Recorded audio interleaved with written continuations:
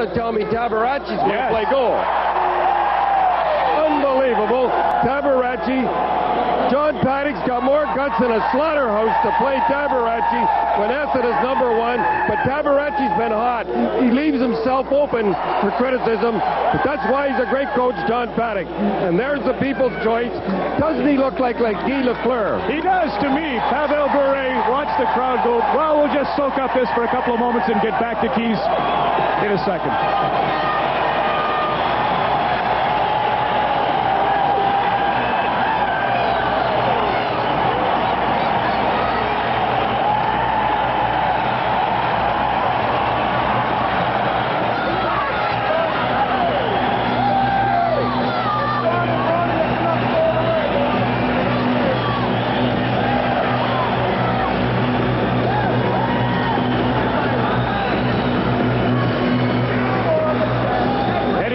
Just went by and got you with his stick. I love it. You know, Don, since 1987, the best-of-7 format in the first round, there have been 40 series. The team winning Game 1, there's Eddie O again, the team winning Game 1 has only gone on to win 18 of those 40 series, so it's not necessarily an indicator. Who are you picking? Well, I'm picking Vancouver. Had a great year. Like I said, I think they were a little flat. It's going to be great. It's going to come down to the goaltenders, and like I said, talk about guts. Paddock going with Tabaracci. You know, he could have played a set with Essen because he's his number one. If McLean stays as hot as he was for the first 3 quarters, Vancouver will win in 6. One coach's corner to come in the first intermission of this game, and another in the Los Angeles-Edmonton game later on. So extra grapes. This must really be a plum assignment. Join us next. It's the face-off as the Vancouver Canucks host the Winnipeg Jets on Molson Hockey Night in Canada on CBC.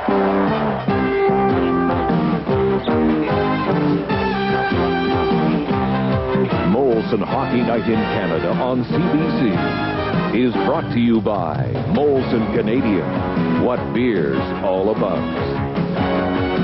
By Ford of Canada, where quality is job one, it's working. By Imperial Oil and Esso Associates, you're on your way with Esso. And by Pepsi, gotta have it.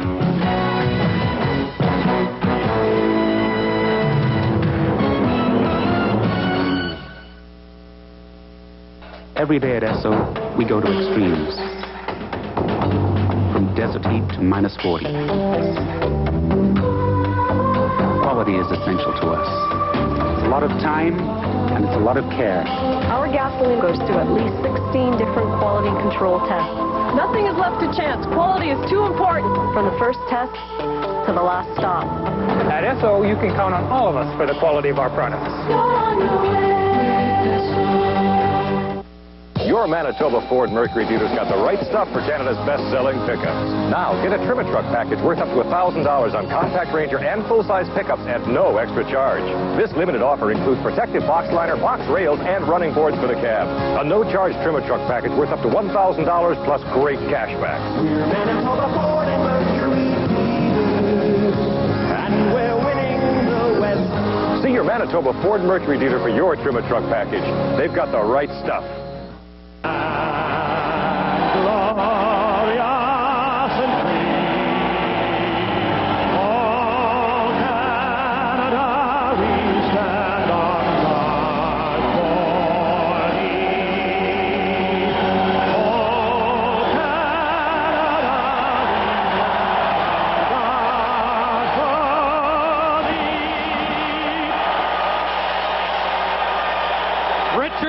With the national anthem for this all-Canadian matchup in round 1. And the long wait is over. The 1992 Stanley Cup playoffs in jeopardy at one point are set to begin. There are our officials, Dan Maruelli, the referee, Bob Hodges, and Pat DePuso are the linesmen. The starting goaltenders, well, for Grapes and many others, a surprise. Rick Tabaracci, the least active of Winnipeg's 3 goaltenders this year, but most productive against Vancouver with a win and 2 ties. Kirk McLean, Vancouver's MVP this season, told me yesterday he likes being the guy they count on. And are they ever in Vancouver this spring? Why not? Tied for the NHL lead in wins. In goal average, he was number 3. He's had an outstanding year. And it's Tabarachi, the Winnipeg Jets get the goaltender who beat the Canucks 5-1 in Winnipeg in a home-and-home series and tied them 2-2 here at the Coliseum. We're underway. The road to the Stanley Cup. Randy Carlyle, Phil Housley on defense for the Jets. They start Troy Murray up front with Steen and Elenick, the three best forwards for the Jets this year, all on a new line. Pat Quinn was concerned about his team's play down the stretch, but they clinched the Smythe Division Championship so early that Quinn decided to shuffle some lines around, give some playing time to players who hadn't played very much, like Peter Nedved. He experimented with his power play, and he was in a position where he could afford to take it easy and not drive the troops as hard as he did in the first half of the season. For the Canucks, Ronning, Sandlak, Momesso, and Davidoff has come out for the Jets to replace Murray. So John Paddock electing to get his captain out for the first shift of the series. Here's Ronning with the giveaway. Sandlak in front. He's checked by Randy Carlyle. Ronning behind the net, watched by Housley. And watch for Ronning behind the net. He's almost as dangerous as Gretzky's shot. Tabarachi got a piece of that, and now it's Housley coming out after that first rush. Lead pass, and Olczyk was in behind the Canuck defense. There's the forecheck on Phil Housley, and Housley with the giveaway that created that good scoring chance by Cliff Ronning. The Canucks trying to get to Housley as soon and as hard as they possibly can. Canucks with the change jerk hit his man at center ice, Pat Elnick, and it's Lume. Up ahead it goes to Tom Fergus, the ex-Maple Leaf. There's a shot going wide. Fergus with Linden and Courtnall down for Vancouver, as Aaron Broughton, another ex-Leaf, into the zone for Winnipeg. Broughton, Kachuk, and Elnick. First penalty of the game coming up as Courtnall was knocked down. And a minute 24 into this Smythe Division semifinal, we have our first penalty, and it's going to the Jets. A tripping penalty on Mike Lawler at the center ice area. I thought it might be interference as Courtnall didn't touch that puck. Lawler standing up, took his man, and takes a penalty. Well, you always underscore the specialty teams in the playoffs. Now watch Courtnall. He makes this look a little better than really it should have as he tried to dive over Mike Lawler's stick. Looked right at Dan Marawelli, and immediately Marawelli called the penalty. And the Vancouver Canucks get to try their power play early in this series. Ninth during the regular season, the Canucks power play. The Jets' third penalty killing, but the best penalty killing unit on the road. The top three were better than most of the other teams. The Rangers, Chicago, and the Winnipeg Jets well ahead of the rest of the teams. And that brings out Larionov, Bure, and Greg Adams. Babbage and Lume on the points. And here's Bure. Across to Babbage. In front, deflected wide. Cleared by Ulanov off the boards. And the Jets get it down the ice. Troy Murray up front. Now Darren Shannon on the ice. The penalty killers for the Jets. One of the reasons the Jets penalty killing is so good is their centermen, Troy Murray and Mike Eagles, both really good on faceoffs, especially in the defensive zone. Larionov all the way, and Tabarachi just got a piece of that. What a great rush by Larionov. We're used to seeing Bure do that. Now back comes Ulanov, watched by Babbage. They go to the boards, and Lume has it with 1:16 to go in the man advantage. Here came Lume, the quarterback of the power play. Here's Bure inside the line. Back it goes to the point. Lavsic now at the right point. Bure tries to slide it in. Greg Adams in front. Darren Shannon up with it. Clears it down. It's hard to watch Bure with the man advantage. The Jets wanted to have a man on Bure all the time so he couldn't get wound up, but you can't afford to do that when you're a man short. Here comes Plavsic into Courtnall. Tabarachi out of the goal. Pat Quinn commented on how well he handles the puck, but this time gave it away. Tipped in by Lidster. Bumped by Eagles, and it comes outside the line. There's Phil Sykes. And he sends it into the Vancouver zone, and Sykes goes to the bench. Just 22 seconds left in the man advantage. Here comes the captain, Trevor Linden. And he's turned back by Shannon. Lidster on the near side. Tom Fergus belted by Troy Murray. Big collision in the neutral zone. Fergus didn't see Murray coming. Now here's courtroom. Long shot in on Tabarachi. And he'll hold on with Linden on the doorstep. No score as the Jets kill the first penalty of the game.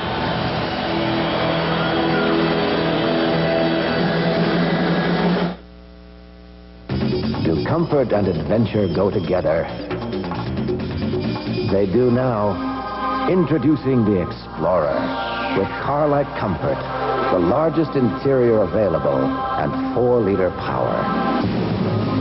Explorer.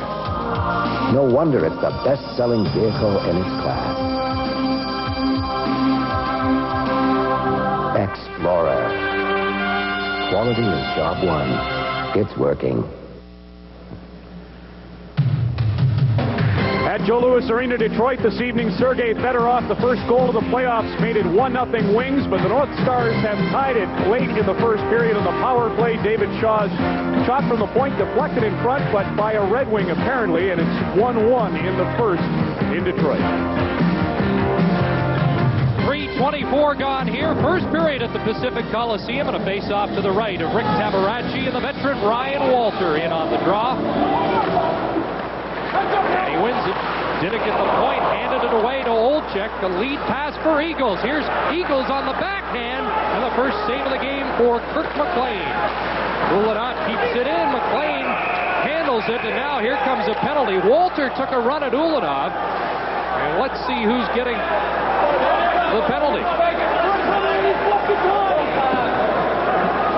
Dan Maruelli is skating over. I think they're both going to go. Ulanov for sure is skating to the Jets penalty box. Walter had his helmet knocked off, and he had words for the Russian defenseman. And it will be just the one minor call. So again, the Canucks will get a power play.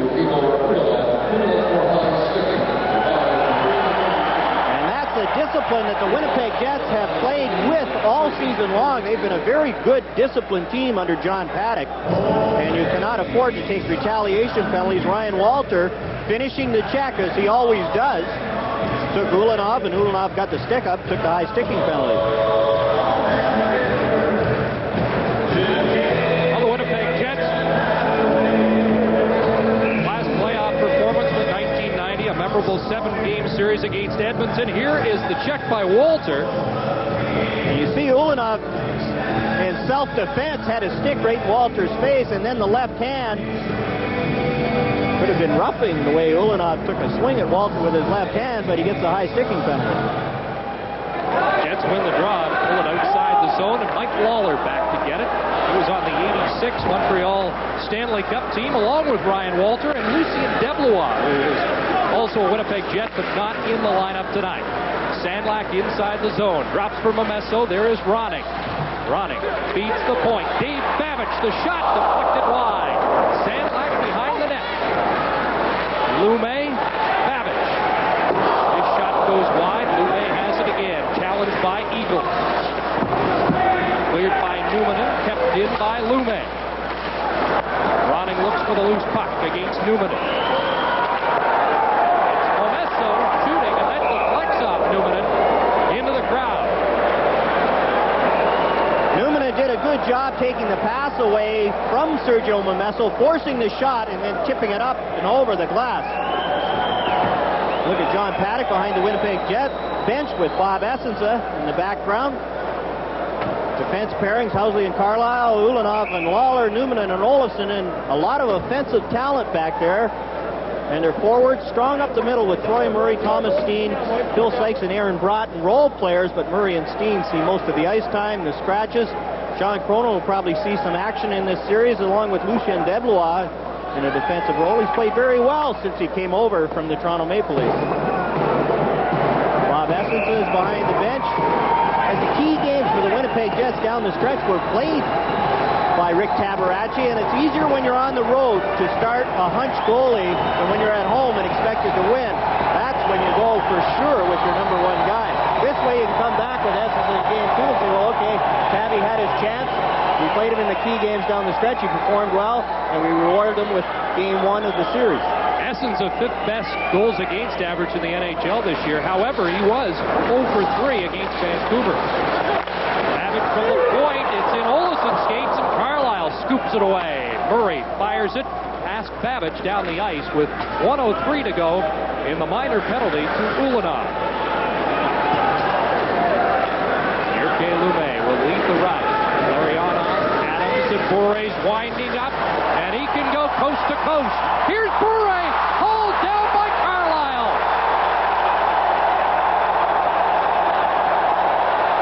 Well, you got a taste of Pavel Bourré there, and for 45 seconds, Canucks will have a two-man advantage. Today, Pepsi announced a new slogan. Mere words? Or is the taste of Pepsi so big, America's really got to have it? Gotta have it. It's something I felt for years, but never had the words to express. If it's so popular, how come everybody's drinking it? Henry's only regret is that he started drinking Pepsi this late in life. The phrase, gotta have it, strikes a chord deep in the human psyche. Now that everybody's got to have it, Pepsi's not going to need celebrity endorsers anymore. And that's what I've been saying all along. When you're down a man already, you can't afford to get Bourré before he gets going. Look at the speed, and a good penalty by Carlisle. Olison is beaten one-on-one, and Carlisle makes sure that Bourré doesn't get in by himself. A good play by Randy Carlisle. If there is anything as a good penalty when you're down a man, there's a case right there. Randy Carlisle with the hooking penalty. Two-man advantage. Troy Murray, the lone forward, with Numanen and Housley. Here's Babbage. Lume, Bourré has room in Tabaracci, and Adams scooped the rebound wide. Tabaracci lost his stick, just got it in time. Ariana, watched by Housley. Back to Babbage. Here's the shot. Tabaracci kicks it away. Babbage quickly on it. In front, Adams, and he might have grazed the goalpost, but it slides all the way down the ice. 12 seconds left in Ulanov's minor. Quickly up ice. Right wing to Adams. Late change for the Canucks. Plavsic comes on now. Bourré in the corner. Watched by Numanen. Now the Jets have a man back on. Plavsic stopped from behind by Ulanov. So it's now just a one-man advantage. So a good job by the Jet penalty killer. And a good job by Ulanov going right to the play, not hesitating, and he was able to get that puck away from Babbage. Cornwell turned back by Mike Lawler. Plavsic of the Canadian Olympic team leaves it for Jeff Cornwell. Cross ice to Fergus. Fergus at center for Lidster. Off of Pat DePuzzo, the linesman, and Sykes. Look at his checking. He knocked the stick right out of Fergus's hand. Plavsic will try to lead the rush. Now it's Courtnall. Linden catching up on the play. Jeff Courtnall, and Tabaracci handles that easily and hangs on. 28 seconds left in Randy Carlisle's penalty. And there's Sykes, and he is an agitator, and he's very irritating to play against. Bill Sykes did a good job in the last home-and-home series that the Jets played on Pavel Bourré. Now watch Bourré with the two-man advantage come out, and Rick Tabaracci, great patience. Bourré is open, he's on the forehand, a left-hand shot. Look at Tabaracci. Waits till Bourré made the first move, and Tabaracci made the save. Pavel Bourré has really caught on here with the fans in Vancouver. They're touting him as a Calder Trophy candidate. I think Tony Amati and Bourré are the only two to be considered this year. So look at his numbers, 32 points and 22 goals in the last 23 games. He is on an extraordinary tear for a rookie.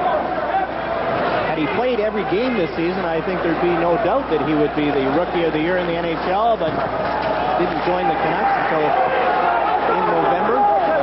Lidster's pass, here's a shot into the net, but a delayed offside, and quickly waved off. Pat DePuzzo had his hand up. Rick Tabaracci took his eye off the puck. And you see Pat Quinn. DePuzzo had his hand up, and Tabaracci read the play very well. Here's the reason for the offside and the call. Doug Lidster shoots it in. And Linden is across the blue line. Now watch Tabaracci. He's got his hand up signaling. Tabaracci thought it was an icing call instead of an offside call. He had his hand up indicating an icing call. But either way, no goal for Tom Fergus. Dean and Fergus on this face-off at center ice. We played 6:43 of the first period. And there is no score. Some great penalty killing by the Winnipeg Jets. 4 seconds left in the third minor penalty they've taken in this game. Penalty killing continues to excel for Winnipeg. Back at full strength, there's a big hit by Lawler on Courtnall. Jets back in. Steered aside by McLean. And Jimmy Davidoff hit by Linson. Behind the net at Steen, leaving for Davidoff. Olczyk behind the goal. Davidoff, Olczyk puts it in the goal crease. Swept away. Now Courtnall starts back.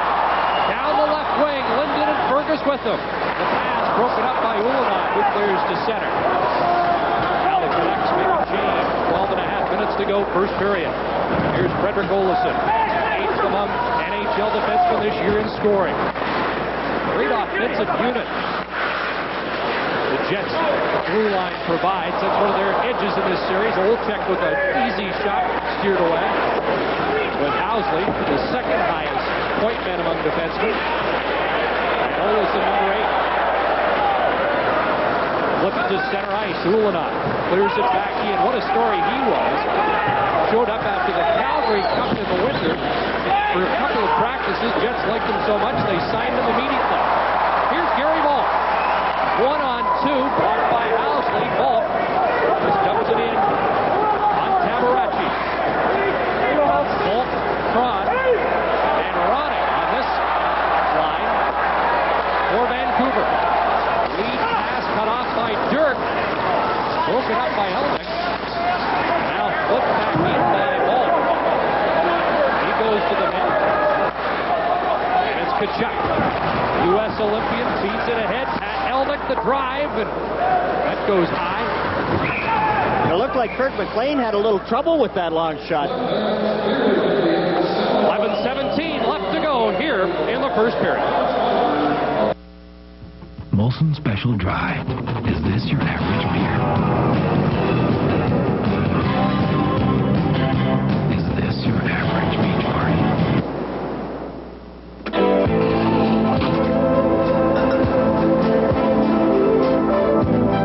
Molson Special Dry.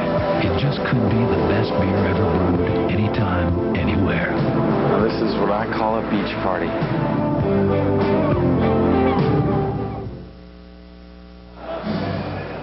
You look at the defense pairings for the Canucks, and their only real offensive threat is Jyrki Lumme. He was voted their best defenseman by the fans here. Of course, the year Dave Babich has played well. Their forward lineup, again, strength up the middle. Ronning, Larionov, Tom Fergus, and Ryan Walter. And they have Peter Nedved sitting out, as you see there. Another fine young centerman, along with some depth on defense with Randy Gregg and Jim Agnew and Dana Merzen all sitting out. I think the big surprise for some was that Gino Ojic was not in the lineup tonight. Canucks already have an edge in the height and weight department. Toughness in this series. Here's Ronning, watched by Eagles, but Ronning will skate out of the zone with Momesso and Sandlin. Stopped at the line. Sykes up to Eagles.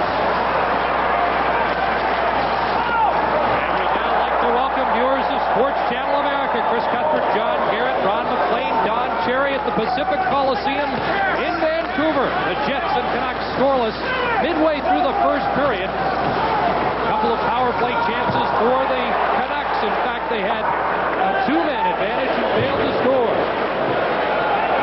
Gerald did it. Rick wide, Momesso. He hits the line. Watched by Shannon. Tabaracci, the starting goaltender for the Jets. There's a big hit by Sandlin. And the fans react to that. Plavsic pinching in. Bumped by Murray. Chris Draper. Momesso.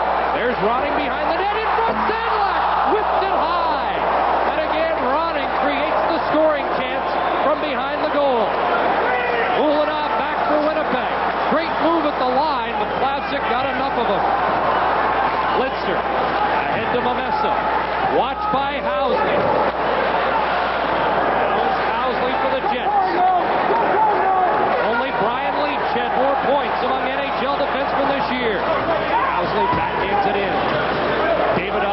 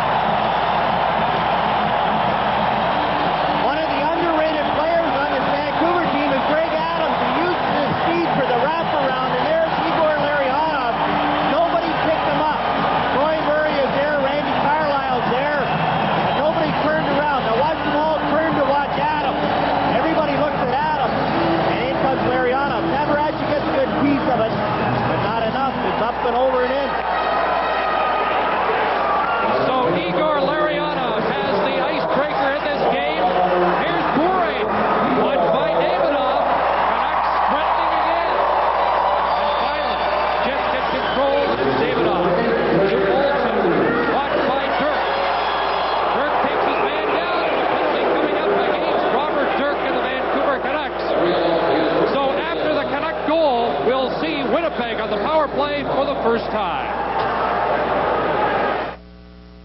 This is an ordinary run-of-the-mill exhaust pipe. And this is a Midas Long Life exhaust pipe. It's aluminized. And for about the same price, it lasts twice as long as ordinary pipe. And for most cars, only Midas makes it. 89% of business travelers don't have a fat expense account. Luckily, you'll find our rates as comfortable as our rooms. Holiday Inn. Stay with someone you know who really knows you. 10:58, a holding call to Robert Dirk, and that comes 23 seconds after Larionov's goal from Greg Adams at 10:35. See the left hand right there. Robert Dirk reaches around and hauls down Eddie Olczyk. One hand on the stick. Oftentimes as a defenseman you do that.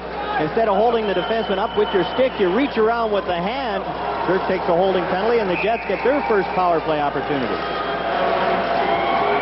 Ryan Walter to kill the penalty. Troy Murray and Walter on this face-off. Olczyk and Steen, and the point men Olesen and Housley.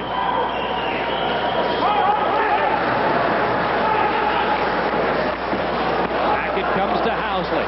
Cross ice, Olesen, shot goes wide. Ryan Walter, good play, kicks it ahead, gets it out ahead to Gary Balk, one-on-one, and the shot right on. Olesen will turn. On the power play this year, 10 for 41. The Jets had a lot of success against Vancouver during the regular season. Olczyk lets it go for Housley. Olesen, right point. There's the shot. McLean with the glove hand. The Jets tee it up for Freddie Olesen.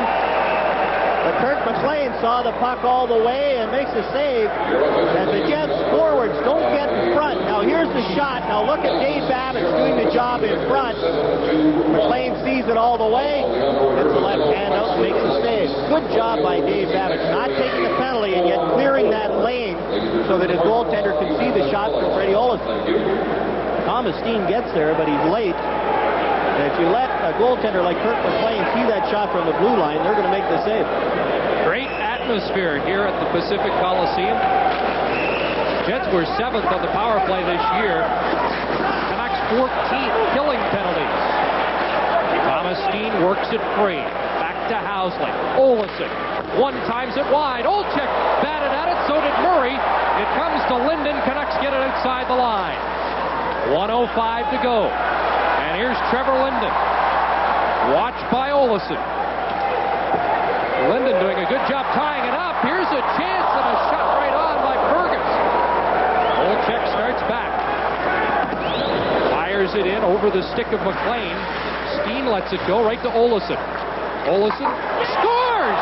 Olesen with the knuckleball. It went by everybody. I think Ed Olczyk might have got his stick on this one and pulled it back, but a good job by Olesen just getting that shot through. The power play for the Winnipeg Jets. They don't score a whole lot of goals. When they have the man advantage, they have to cash in. Here's the shot, and you see there's Olczyk trying to wave at the high shot. Here's the shot from Olesen. Now, does Olczyk get his stick on it? I don't know. He's waving at it right in front of Kirk McLean.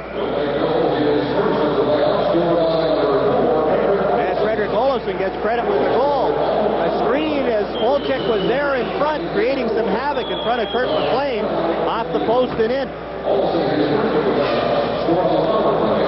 Eddie Olczyk gets the lone assist at 12:15. Frederick Olesen had 13 power play goals during the regular season, and he has the first of the playoffs. And the Jets and Canucks are even here in the first period. And that led the Jets in power play goals, those 13 goals, and it shows they get most of their offense from their defense. Well, we talked about the Jets specialty teams. They've killed 3 penalties and scored a power play goal in this first period, but it is tied at 1. Lume keeps it in for Vancouver. After it's Adams, he's knocked off the puck. Larionov is forechecking. Aaron Shannon around the boards. Lume pinching in. The boards, back it comes to Adams. Nice move by Adams, and he couldn't get the shot away. Like Waller, back the boards, and Elder backhands it down the ice. Jets change it up. We haven't seen much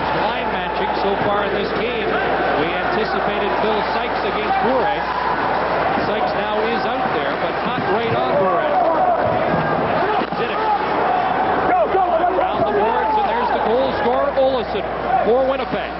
Up to Darren Shannon. Now the Jets make a change. Kachuk comes out with Elnick. And here comes Ronnie. Savage on the move. Against Hauser. The former Winnipeg Jet defenseman puts it in front. Here's Sandlak shooting wide. Sandlak again. He's had a couple of great chances. And Ulanov got hit in the face with that shot. Ronnie centers again. Ulanov trying to clear it, but he was shaken up. Took a shot up in the face, but he'll stay out there. Momesso for Vancouver. Sergio Momesso. Shot wide. Old checks around the boards. Comes outside the line. Aaron Broughton bumped off the puck by Momesso, and he gets a hand. The line of Momesso, Sandlak, and Ronning has been effective every shift because they're using their body on the forecheck, using their advantage inside. Here's Housley. Smooth skating defenseman. Knocked it to an open wing, and here come the Canucks. Broken up by Newman. Newman stepped into Lidster, and it's Davidoff. Long pass, and it's a good one to Olczyk. Eddie Olczyk works against Dirk, and a good defensive job by Robert Dirk. Tom Fergus in the corner. Pass for Lidster too far, and it's Davidoff, the gold medal unified Olympic team, putting it back in. Cleared down the ice, 4:50 to go. First period, a 1-1 tie at the Pacific Coliseum.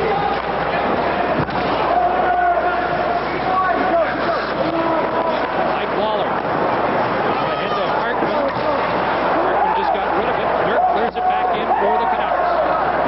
A little surprised at the Vancouver Canucks shoot-ins. Every shoot-in has been great, too. Rick Tabaracci has been able to handle them easily, and the Jets have turned and got it out of their own zone. There's a big forecheck by Eagle, centered it, comes back to the point, Ulanov, and what a stop by McLean. I think he just saw it at the last minute. Great glove save, and we're still tied.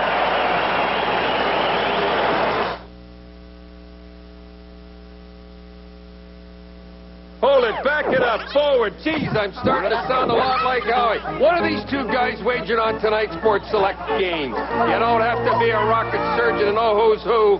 When you make a Sports Select wager, you become part of the battle. And when you get a game winner...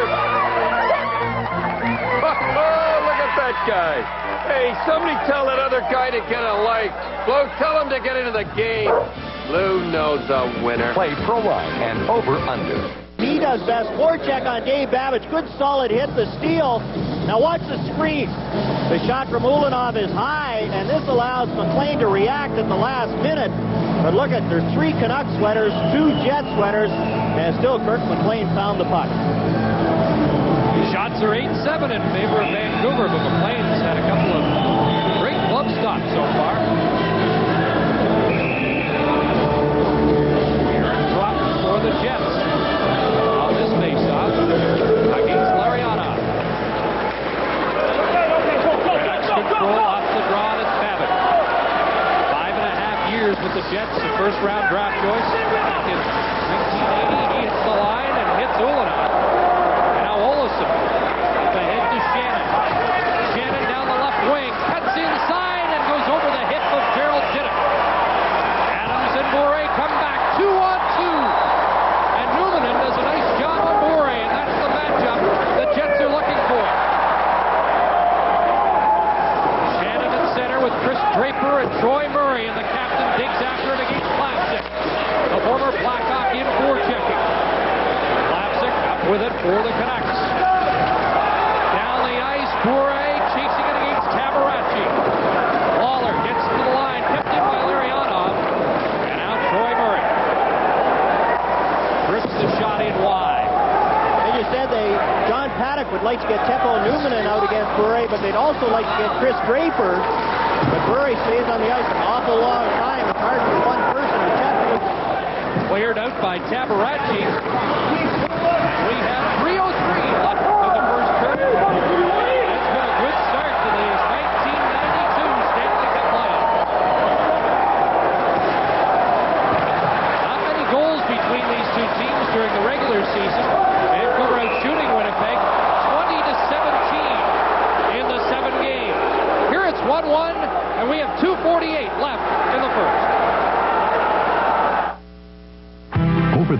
35 years. Why have so many people come to Speedy Muffler King? Maybe it's because of really great value, like our $99.95 front disc brake package.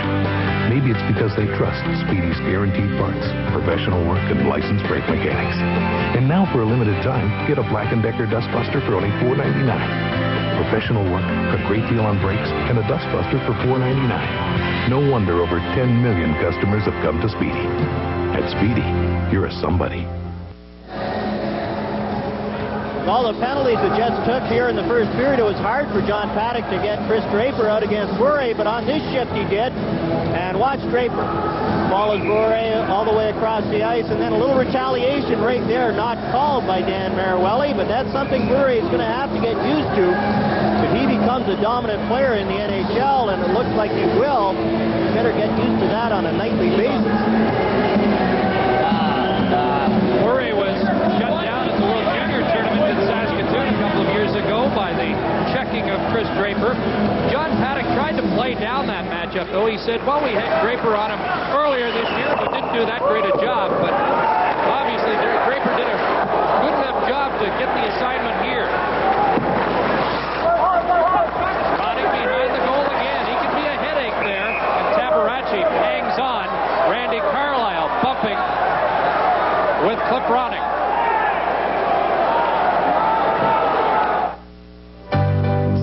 Who was the first car maker over 30 years ago to build vehicles with seat belts, to make safety glass standard? The first North American car maker to offer anti-lock brakes and offer more models with dual airbags than any other manufacturer, the Ford Motor Company. That's who. We're committed to making safety innovation an important part of quality. The Ford Motor Company. Quality is job one. It's working. Jim Sandlak, one of the more aggressive Canucks here in the first period. And here's Keith Tkachuk, who had a number of run-ins with Eric Lindros this year, playing for the U.S. Olympic team. Here is Sandlak and Tkachuk. The shot. Look at Tkachuk hanging onto the stick, not backing down at all. And the Canucks have to play that way, use their size against the Winnipeg Jets, and the Jets have to be like Keith Tkachuk and not back down. Sandlak's almost as big as Eric Lindros. It's 6'4", 220. Nickname here in Vancouver is the House, and this year he's played as big as a house. Jets will be called for icing as Dirk goes back to touch it. Number 22 with 2:20 to go here in the first.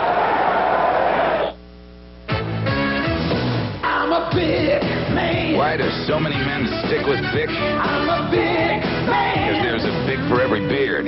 Bic Regular, a great shave at a great price. I'm a big man. Bic Sensitive, Bic Baby's tender skin. Bic Metal, slim head, total control. Yeah, I'm a big man. I'm a big man. Regular, sensitive, metal. I'm a big man. I'll tell you what, John, traffic stopped on Robson Street yesterday when Don Cherry took a late afternoon stroll, and he'll be in his familiar coach's corner in the first intermission. And I wonder if he'll have anything to say about Bure. That flipped over the glass out of play. Bure with that exciting rush in the first period that drew a penalty on Randy Carlyle. Good penalty. And the Canucks failed to score with a two-man advantage. Bure has really been on a tear since the All-Star break. You look at his stats of late, the last 23 games, 32 points. And the fans here, every time he gets the puck now, gets to their feet. Noise level goes up.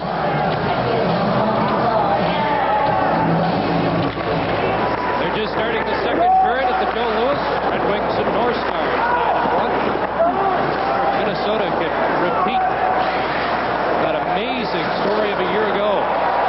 Ronning with some great moves. Momesso through the crease hits Sandlak. And an anxious moment for Tabarachi. Kept in by Dirk. Tabarachi out, leaves for Ulanov. Goes past Lume and into the center ice zone. Under 2 minutes to go here in the first period. A 1-1 tie. Larionov for Vancouver. Olesen on the power play for the Jets. Ulanov. Really hit by Diddick. That's the a second solid body check by Gerald Diddick in this first period. Diddick became the most aggressive Canuck during the year. He hammers it in. Courtnall after it with Linden. Back it comes to Babbitt. He's bumped on the play. Ulina around the boards. Davidoff there, watched by Diddick. Out at center. Hartman also there for Winnipeg. Linden digs it free for Vancouver. That last shooting by Diddick is the kind the Canucks have to have, one that Rick Tabaracci can't handle. Under a minute to go now. First period, Fergus in the corner against Housley. Stays with it, but now Carlisle lost it to Courtnall. Here's a chance. Linden's shot doesn't get through. Hauled down as Courtnall, and Eagles clears it. Kept in by Lidster, but Fergus has to take it out to center. 35 seconds to go in the first period. Housley to center. Flips it in. There's Plavsic. Lead pass Bure. Checked by Murray. Like Eagles. Murray couldn't take the pass, and Lidster, the veteran Canuck, back in his own zone. 11 seconds to go. Maybe time for one rush for Greg Adams. He drops it to Lariano. Here's Lidster, flipping it in front. Kicked away by Newman, and that will do it for period number 1. Vancouver out shooting Winnipeg 8-7. Don't forget, coming up in the first intermission, Don Cherry in the coach's corner with Ron McLean. The score at the end of the first period at the Pacific Coliseum in Vancouver. The Canucks won, the Jets won.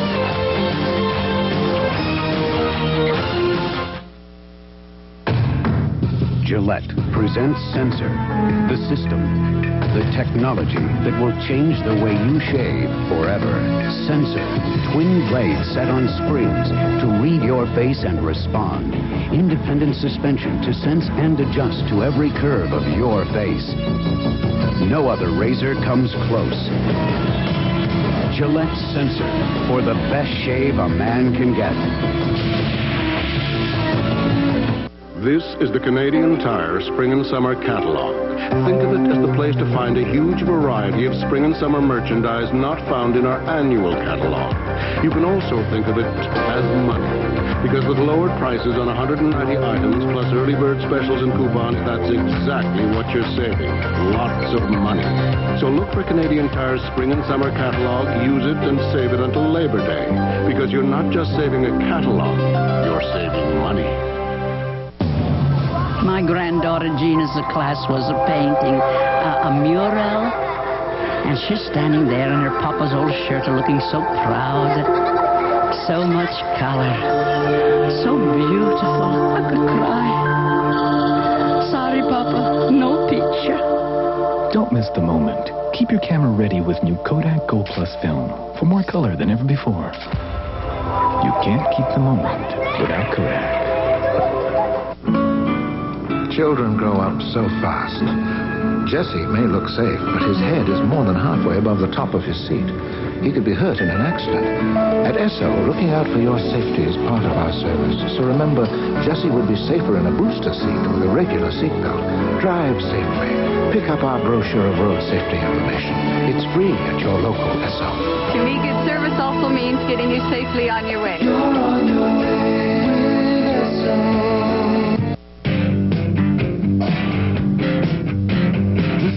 Something else till you make the time, yeah. Real life is the bottom line.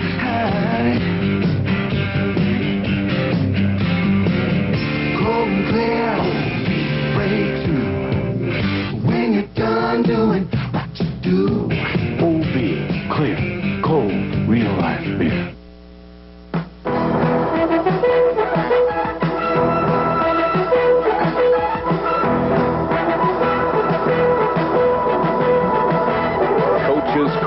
With Don Cherry is brought to you by Pepsi. Gotta have it. You know there's real magic in Diet Pepsi. It's got that special aha ingredient. You got the right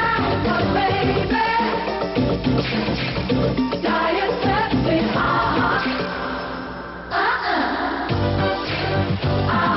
You got the right one, baby. Hey. Okay, girls. Now, what's that magic ingredient? With 100%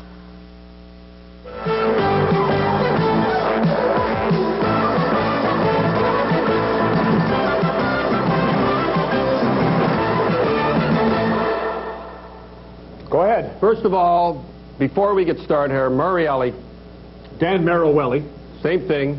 Doing a great job. No chintzy penalties. Letting them play. Beautiful game so far. And Scotty Morrison is here to supervise, which is nice. I told Scotty today, I said, look, Scotty, I come all the way out here. I said, let them play hockey for the first round like you always do, and then you guys ruin it from there on. But give us the first round. You're taking credit for Scotty doing a nice job now, I guess. Listen, before we get to this game and playoff picks for the Clarence Campbell Conference, the one out west on, I want to bring in something from earlier in the week in Quebec City. Rob Ray of the Buffalo Sabres was involved in an incident with a fan who was evidently intoxicated on a dare, came over and into the bench, and this is what happened. Show it. All right, I didn't know you were going to show it. All right, give it to him, Russ. Shouldn't be, but... Hey, look at, whoa. Look, 1, 4, Despicable. 5, 6, despicable. Self-defense for about 6, maybe. All right, now, first of all, you have to, here's the story. If this guy's a jerk enough to jump in the bench with the players, it was an emotional game, he's jerk enough to have a knife. I'm not saying he had a knife, but he could have had a knife. And if they're not going to charge Asseltine, remember when he drove the guy's head through the boards, nothing happened to him. Can't do anything, you can't do anything to Rob Ray. The only thing I get, he hit him about 30 times, and if I was Rob Ray, I'd wonder he didn't have a mark on him. You said love taps. They were like that. That's nothing. And you bring them back. One of the strangest things I've seen in a while, though, a lot of people wanted to know. So you say no suspension and the fan was out of line. Yes, no. What do you think about the game so far, 1-1 through 20? Well, now Paddock, it's come right the way Paddock wants. Now they've got a little life, and hey, it's even now, boy. I'll tell you, boy. And if I was Pat Quinn, I'd be in there sweating right now. I'll tell you that. It's unbelievable how that Paddock can do it. Chris Cuthbert mentioned during the first period, Robson Street here in Vancouver. Don's strolling downtown, and I was somewhere across the street, happened to notice Don, and there were some guys in a car yelling, "Hey, Grapes, we love you. Pavel, Pavel," and Don saying, "Yes, yes, absolutely."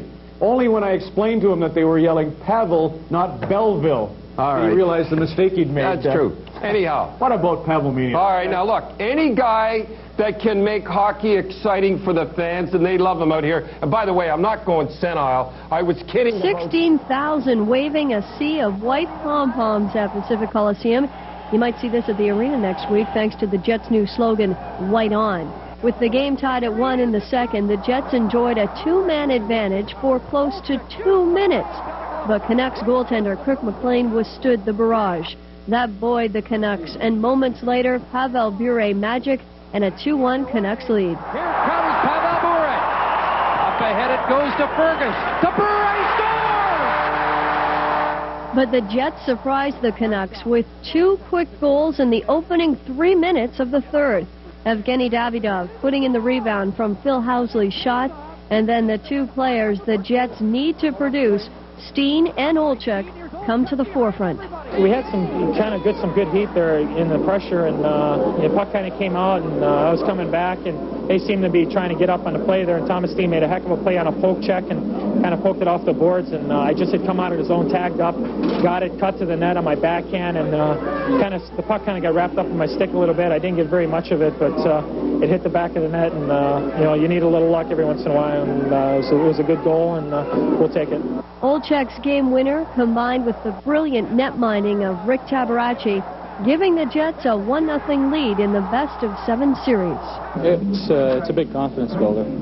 It's something I was hoping for, and when John came through, I guess he felt that the series against Vancouver, things have gone pretty well lately, so he decided to go with the goaltender who has played most of the games against him as of late, and fortunately it was me, and things turned out tonight. We're certainly very pleased to get the win. I think we're pretty fortunate at some points there in the third period, and I was pretty pleased with the effort overall, yes. And that is the hockey story. But when Sports Sunday returns,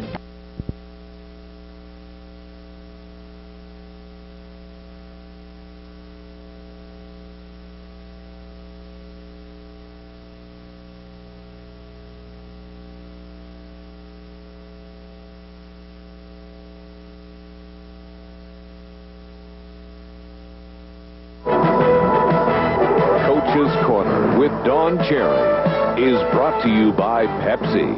Gotta have it. Gonna like it live. Ham pizza at Pizza Hut. The greatest deals on the greatest meals continue at your neighborhood Pizza Hut. Order any large pizza at the regular price and get a medium for only $4.55. Or order any regular priced medium pizza and get a small for just $3.55. Manitoba, it doesn't get any better than this. The great taste of your Pizza Hut favorites for as little as $3.55. No gimmicks, no kidding. Just Pizza Hut quality for a real nice price. Pizza Hut and nothing but. If your sporty car doesn't feel so sporty anymore, you need a change. By the team, the BF Goodrich Tire Team. They'll put on BF Goodrich TA Performance tires. Tires designed just for your sporty car. It's a whole new level of performance. Feel the difference. See your BF Goodrich Tire Team if they don't see you first. The best button box club, the Leap Apart Button Box Club. This is the move they stole from us in Cleveland. Maybe it's been a long time since you had a vacation. My husband tells me I'm always thinking about my goats. I admit it. I do think about goats a lot. Maybe too long. I think I dream about my goats.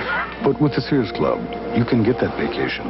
Because not only can you redeem Sears Club points for free merchandise, but you can now get Air Miles travel miles, good for free air travel almost anywhere in the world.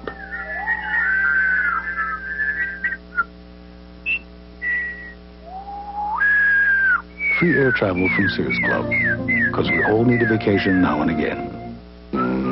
When life takes an unexpected turn, I'll bring down the house. you want someone right there who understands your individual needs. An independent insurance broker. Find this symbol and you'll find an independent insurance broker who understands. Canada pays more per capita for its health care than any other country. Are we getting our money's worth? CBC News examines the state of our healthcare system and looks at alternatives for the future. The Cost of Caring, an in-depth series, begins on Sunday Reports.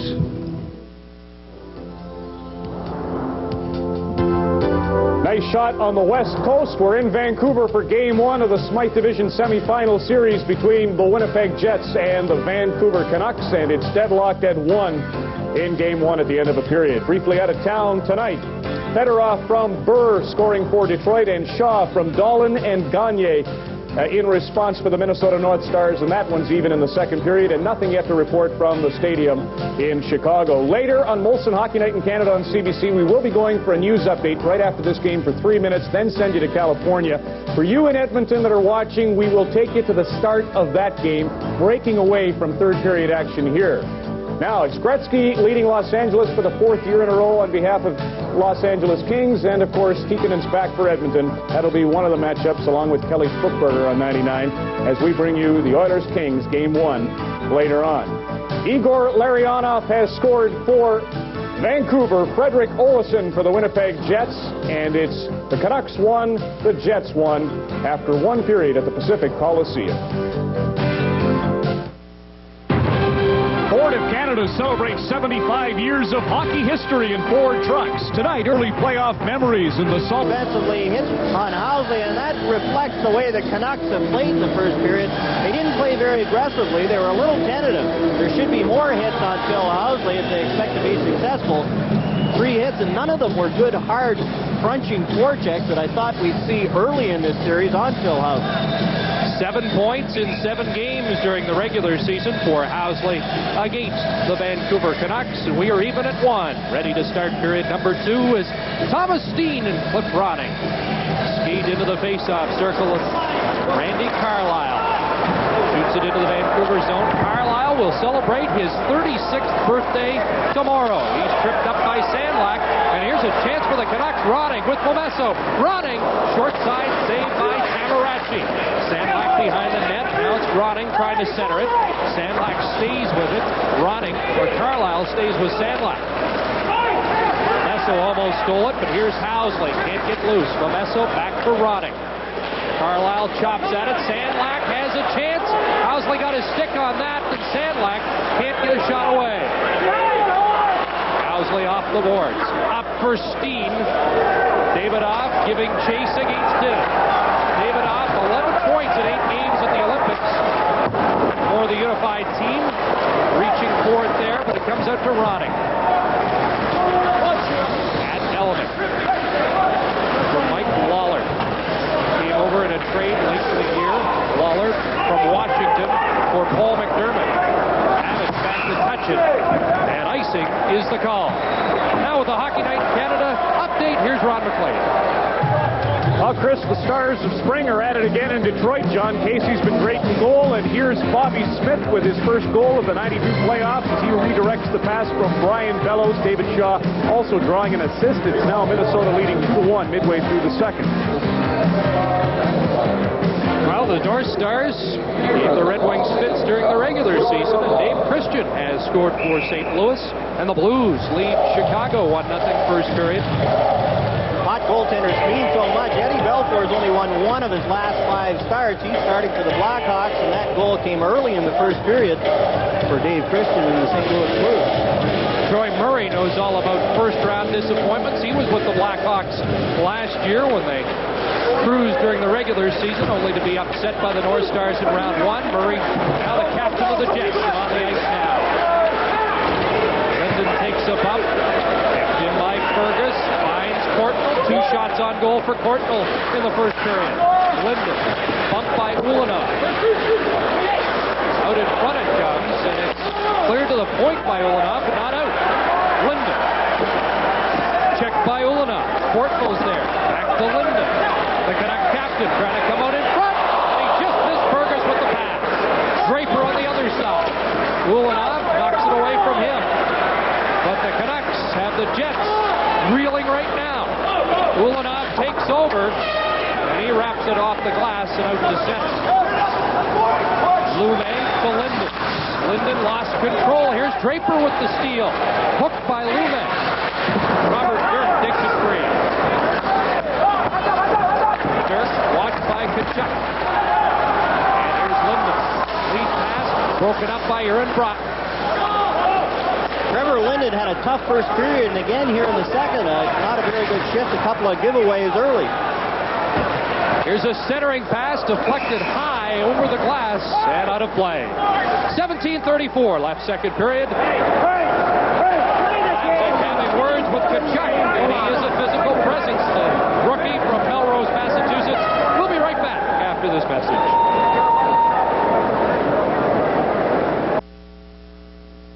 Recently, we asked you to give your Superstore receipts to schools so they could redeem them for free Apple computers. This is why.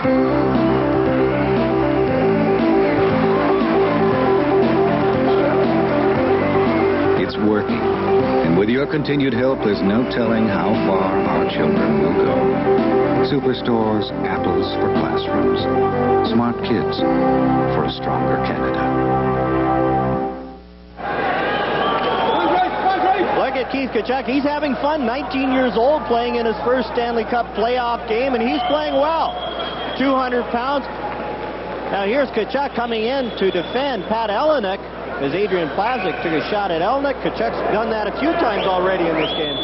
Pretty good run for him this year. Kachuk, World Junior. Olympic Games, now the Stanley Cup playoffs. Larionov against Draper on this face-off. A couple of Olympians from different years for the Canucks on defense. Giveaway. Larionov had him. Oh, he hit the goalpost. Tabaracci caught out of the net, and boy, did he get a reprieve.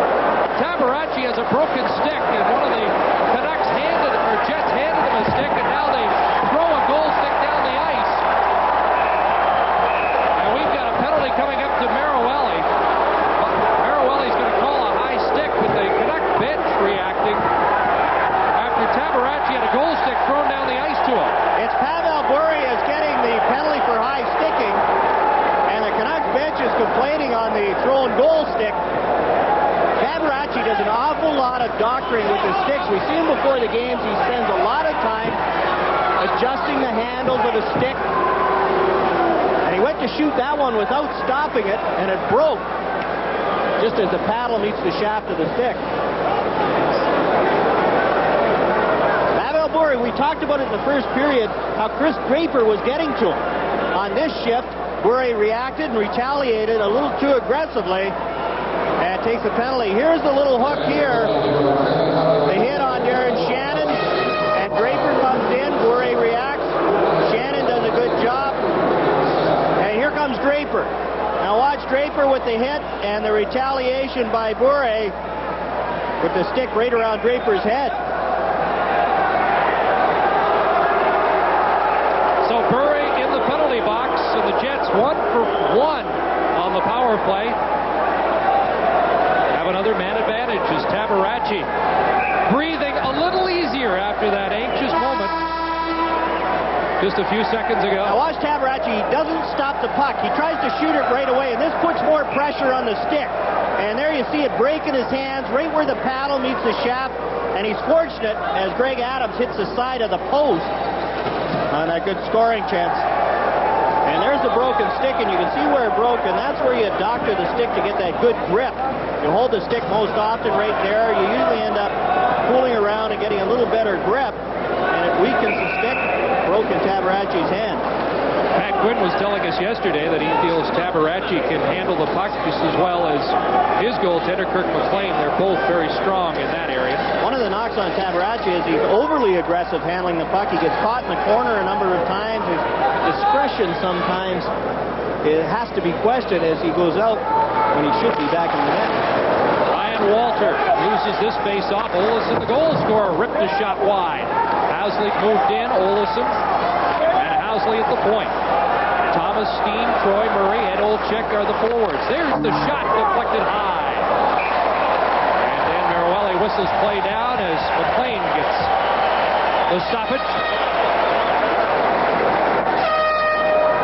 Off the glass, McLean makes the stop. And look at John Paddock.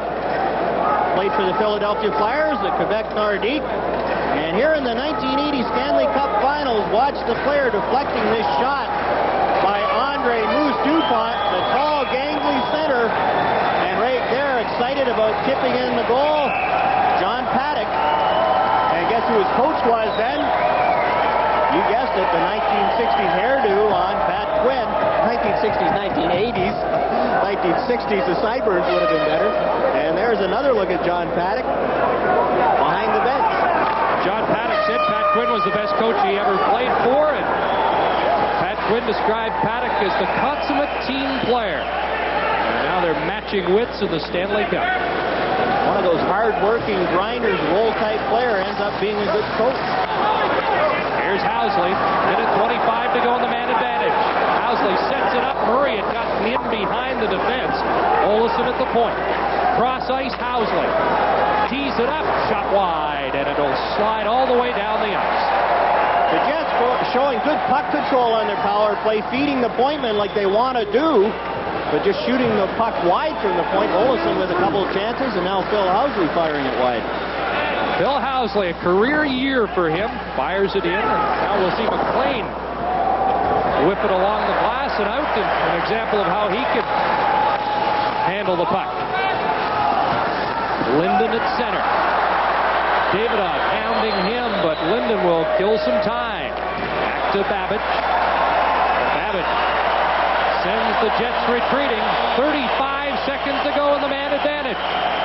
Jets having trouble getting this power play on track. Here comes Davidoff. He's become a fan favorite in Winnipeg. Knocked down there by Babbage. Well, the fans in Vancouver like that. Notice how Rick Tabaracci that time stopped the puck before he decided to shoot it, not taking any chances after the stick broke in his hand. Housley drips it in. McLean can't stop that one. Davidoff has it. He'll set it up. Penalty has expired. Here's Housley just shot wide. And it's up on the mesh. And as Bure returns to the ice, play is whistled down. Our Stanley Cup coverage continues in a moment. Stop! Don't buy a car or truck till you see what's going on at Keystone Ford during our third annual Monday Madness. Everything is Monday Madness priced. Like 25 Festivas, just $64.95. $64.95. Rangers, $99.95. Both, zero down payment. It's Monday Madness. Over 200 new Ford cars and trucks, all marked with discounts up to $3,000. $3,000! Plus, all used cars and trucks available with 0 down payment. Plus, when we make a deal, we'll pay off your old trade no matter what you owe. Monday Madness, only at Keystone Ford. We're doing the deal. One of the hardest things for a goaltender to do is to line up and get set against Phil Housley. Now watch him move laterally and take the shot as he's moving. He's moving back and then snaps it, so you can't get set on your angle. That time he shot it wide, but it's really tough for a goaltender to get set when the player is still moving and letting the shot go. Winnipeg Jets unbeaten in their last 8. That's a string which began on March 20th with the 2-2 tie here against the Vancouver Canucks. Luminen and Lawler on defense for the Jets. Lawler lost an edge. Lariana puts it in front. Here's Lume, and a great block there by Mike Eagles. Back the other way, Draper hooked down, and Lume takes over. The former Montreal Canadian bumped by Eagles, but gets it ahead. Lawler stops the play, but Dirk follows up.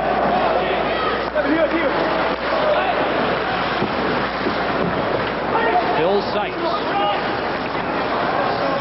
Quinn coached Sykes in Los Angeles, and Quinn describes Sykes as a smaller version of a John Paddock. Ulanov clears it back in. Igor Larion off the goal scorer. Feeds it ahead to Lume. He's watched by Broughton. Tabarachi out of the goal, leads for Olesen.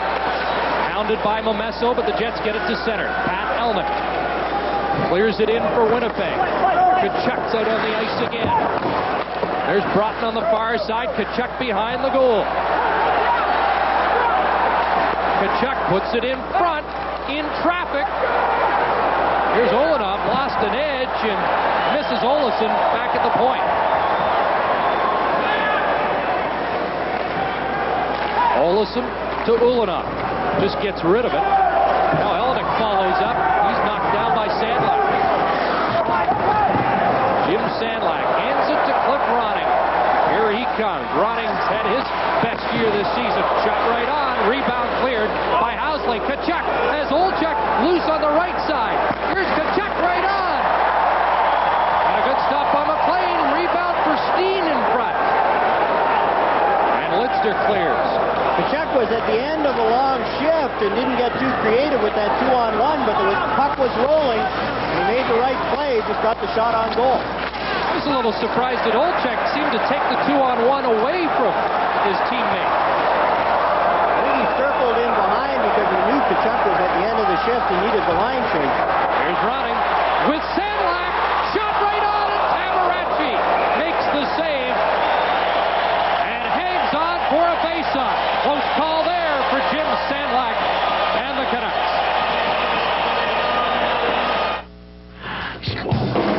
Maybe the way it looks makes Tercel your pride and joy. Maybe its performance makes Tercel your pride and joy. Maybe how it passes fuel stops makes it your pride and joy. Maybe it's how others see you in it makes Tercel your pride and joy. But maybe, just maybe, pride has nothing to do with your joy. Toyota Tercel, the promise of something better. Casey at the bat in Detroit. John Casey handling the puck in his own zone. Sean Burr will poke at it, knock it loose, and Sergei Fedorov gets a gift goal, his second goal of the game. And it's now the Wings and the Stars tied at 2 at Joe Loup. And there's no joy in Minnie right now. Any goaltender that has to switch hands on a stick like John Casey does, as soon as you get control, you have to move the puck. There he hung on to it too long. First intermission, Dave Christian, the lone goal scorer in the St. Louis-Chicago opener. Broughton waved out of the circle. Tom Fergus will stay in. Jets don't lose much, though. They get Troy Murray to take the face-off, another center iceman. And Bob Hodges having instructions from Murray, and we still can't get play underway. Hodges wants everything to be just right, and now drops it in from the scrum. Canucks get it to the blue line. There's a big pump by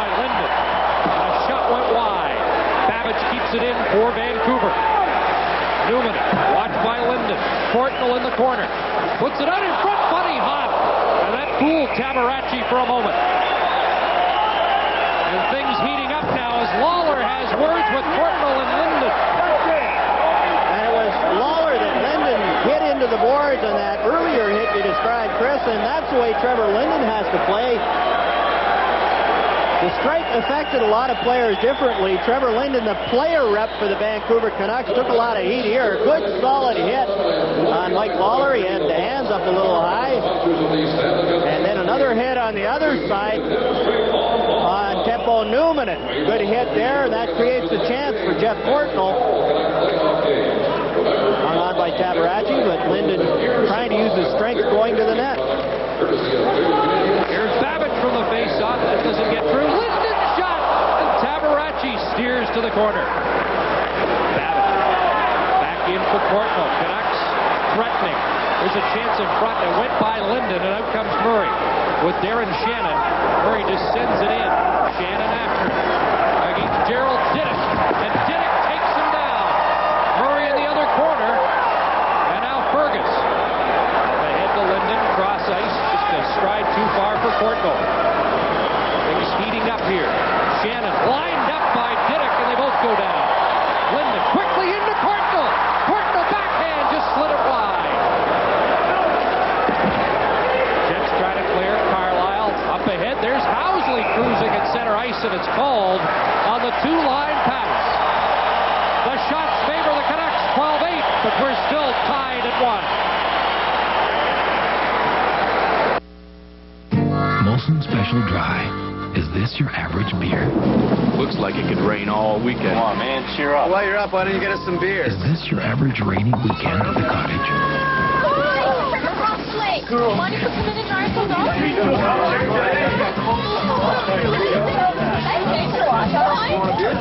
Molson Special Dry. It just could be the best beer ever brewed, anytime, anywhere. Looks like it could rain all weekend.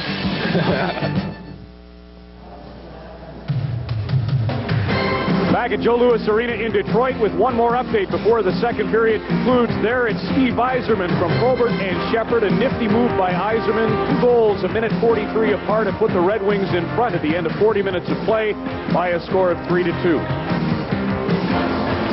Gerald Diddick was voted the most aggressive Canuck this year, and here on Darren Shannon, the good hit.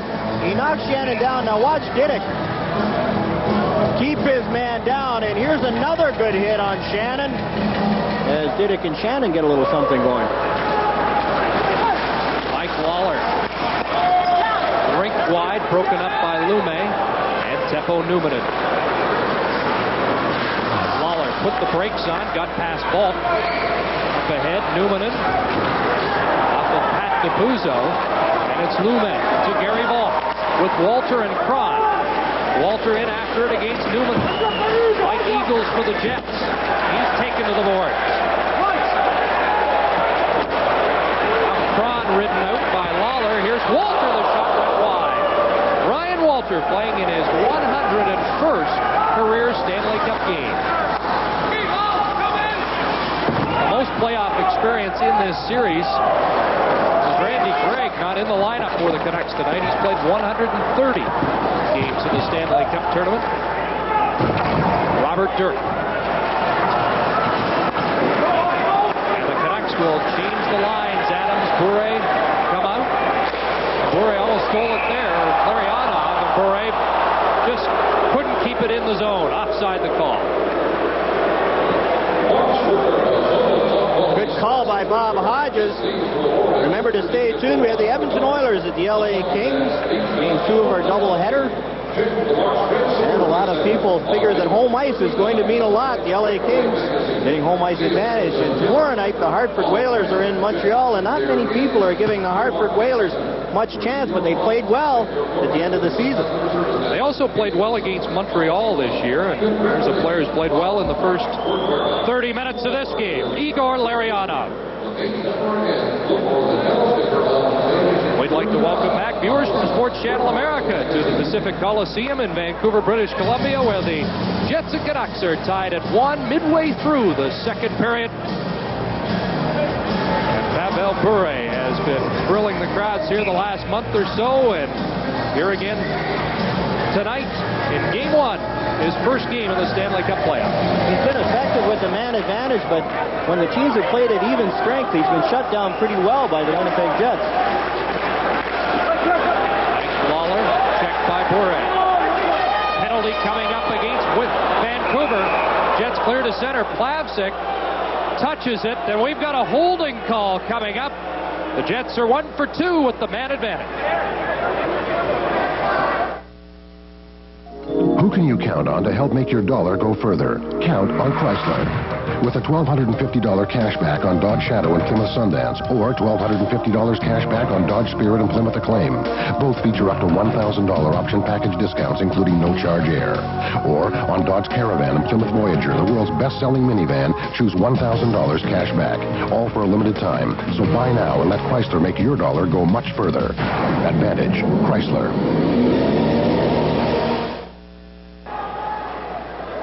Greg Adams had only 26 penalty minutes during the regular season, gets 2 here. Now watch again, reach around with the left hand and grab the sweater. The old clutch and grab, a good football play. Caught by referee Dan Marawelli, and Adams gets a holding penalty. Jets try to execute that quick breakout with Housley sneaking up the left side, but the pass just too far for the speedy defenseman. Now Lariana to Plavsic. Boy, has he matured in a hurry. Up to Bure. He has 3 shorthanded goals this year. Bure coming in, and Tabaracci had to clear it away. Bure ended up in the net. Now Murray starts back with Steen and Olczyk, and that one drilled into the crowd, and we have a face-off. And again, the Winnipeg Jets have to be conscious of Pavel Bure shorthanded. He does try and go with the puck. And the Jets, overconfident, give him a little more room, takes a shot, and then jumps by Fredrik Olofsson. And Olofsson hauled him down. No penalty called by Dan Marawelli, but that's what Bure does, is draw an awful lot of penalties. Gets back into the play, uses his speed. And unless you take the body immediately, Olofsson and Newman and both have tried to play the puck on Bure and been burned already here. We've played half of this first game of the opening series in the Smythe division. Well, you could say the Jets have made the most of their power play chances tonight with just the 1 goal on 1 shot.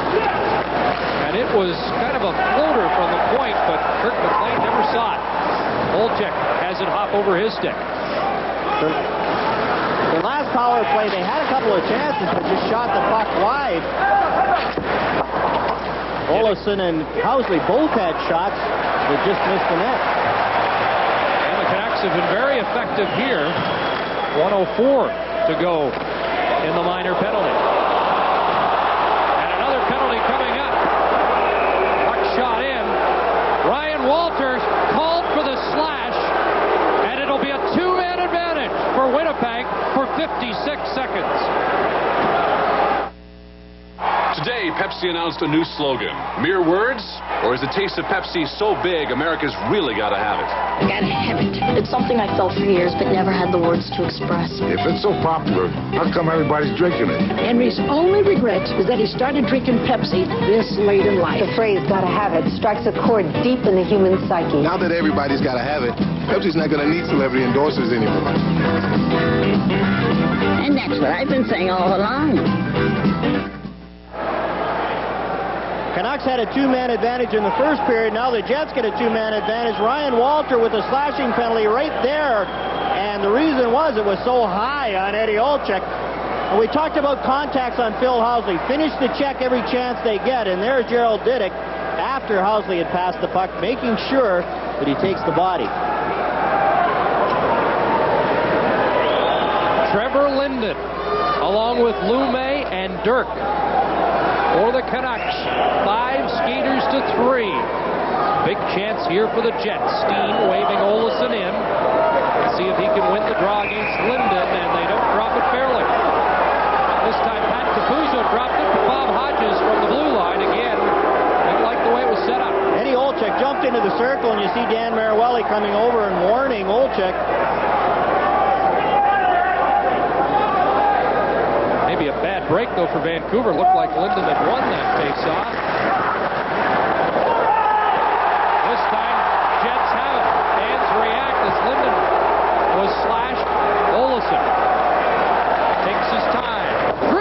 shot wide. Comes back to Housley. 40 seconds left in the first minor. Olsen again. He's the goal scorer. With the shot blocked by Dirk. And he'll hold on to it. Robert Dirk did a good job. Not only did he block that shot, but he took the pass away as Eddie Olczyk was standing beside the net. Now watch Dirk in front. He's aware of Olczyk, and he makes sure, see the way he went down to block that shot, his stick was facing Eddie Olczyk, so the pass couldn't get through, and he was in good position to block the shot. Good play by Dirk.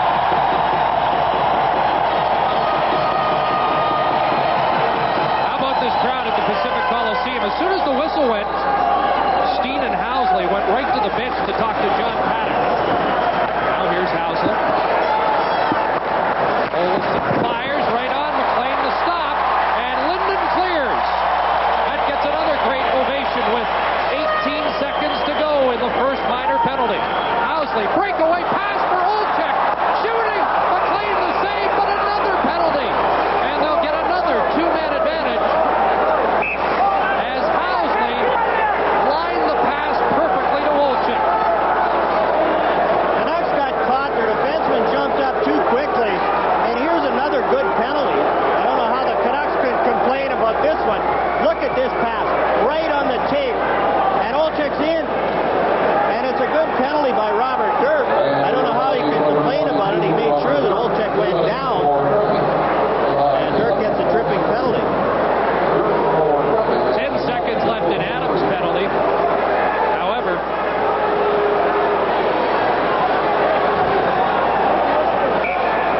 in the slot area, there's Robert Dirk on Eddie Olczyk, making sure that Olczyk can't get to the rebound. No penalty called on that one, but later on that breakaway, Dirk hauled him down. And now the Jets are talking to Dan Mariueli about how these penalties are going to be dished out. Adams can't come back on the ice until there's a stoppage in play. 10 seconds left in his penalty. Ryan Walter has 1:14 left, and Robert Dirk has a fresh 2 minutes on the board. what a great chance here for the Jets to break a 1-1 tie with 8:17 left in the second period. The shots on goal, 12-11. So it's been the defensive struggle that we anticipated. Third and fifth best defenses in the NHL. And they get another face-off quickly. Trevor Linden again using his strength on the face-offs. He's not trying to win it. He's trying to just get a little scrum in the face-off circle, tying up Troy Murray's stick. And this time Thomas Steen will take a try at Trevor Linden. Lapsick and Lidster are the defensemen. Steen on the draw against Linden. Comes back to Housley as the Canucks couldn't clear. Housley sets it up. Fires just wide. Olsen. Housley. Olczyk down on the right wing. There he is in front. And Murray fanned on it. Couldn't one-time it. They work it again. Boy, Housley and Olsen really worked this power play. Olczyk shoots. McLean got a glove on it. Cleared by Plavsic to the line. Kept in by Housley. Right in front of DePuzzo. Housley. Great glove save by Kurt McLean.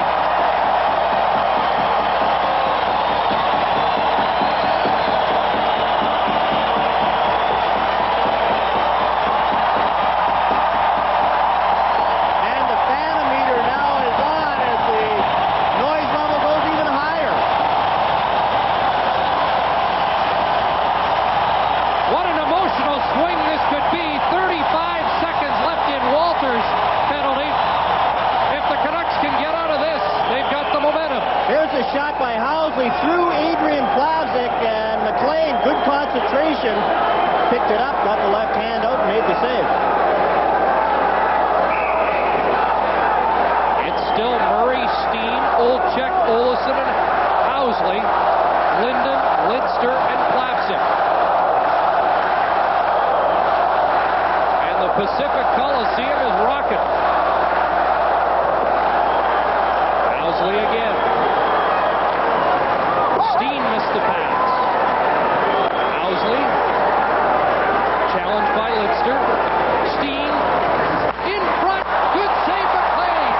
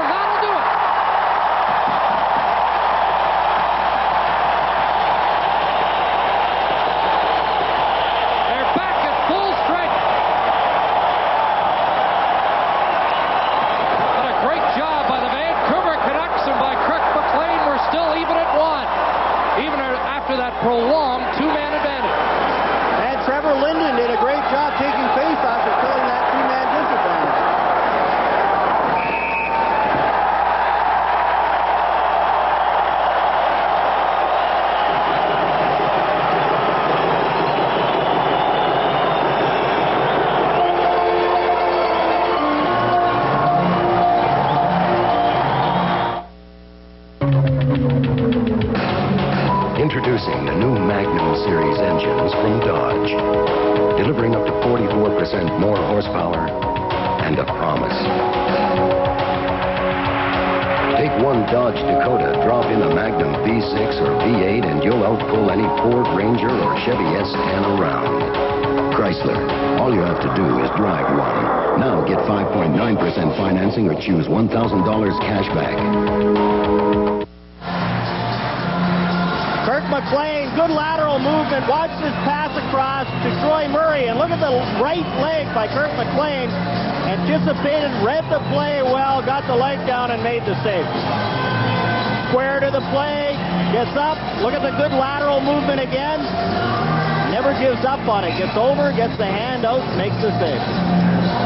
He was under siege for 1:50 as the Jets had a two-man advantage for that length of time, but failed to beat the Canuck MVP for 91-92. Was it because the Jets didn't have some quality scoring chances? They moved the puck around well and just couldn't put it in. Here's Cliff Ronning now. Canucks thinking offense again after doing that great penalty-killing job. Winnipeg now 1 for 5 on the power play after that 0 for 3 session. Here's Ulanov. Shot through traffic wide. Carlisle moving up against Sandlak, but it comes outside the line. And after all those penalties against the Vancouver Canucks, the Winnipeg Jets are going to have to be careful because chances are it'll even out as the game goes on. At center, Ronning to Momesso. Around Ulanov. Chops it against the glass. It's up on the mesh. They get it off the mesh. And Hartman takes over. Penalty coming up. Ulanov took down Momesso. Crowd reacts, and so did Ulanov. But you called it, John. Penalty coming up against Winnipeg. It's your day. You're on your way. Just a pair of skates, but one sudden stop and they could cause serious injuries. At Esso, looking out for your safety is part of our service, so please put sharp or pointed objects where they can't hurt anyone. Drive safely. Pick up our brochure of road safety information. It's free at your local Esso. To me, good service also means getting you safely on your way. You're on your way.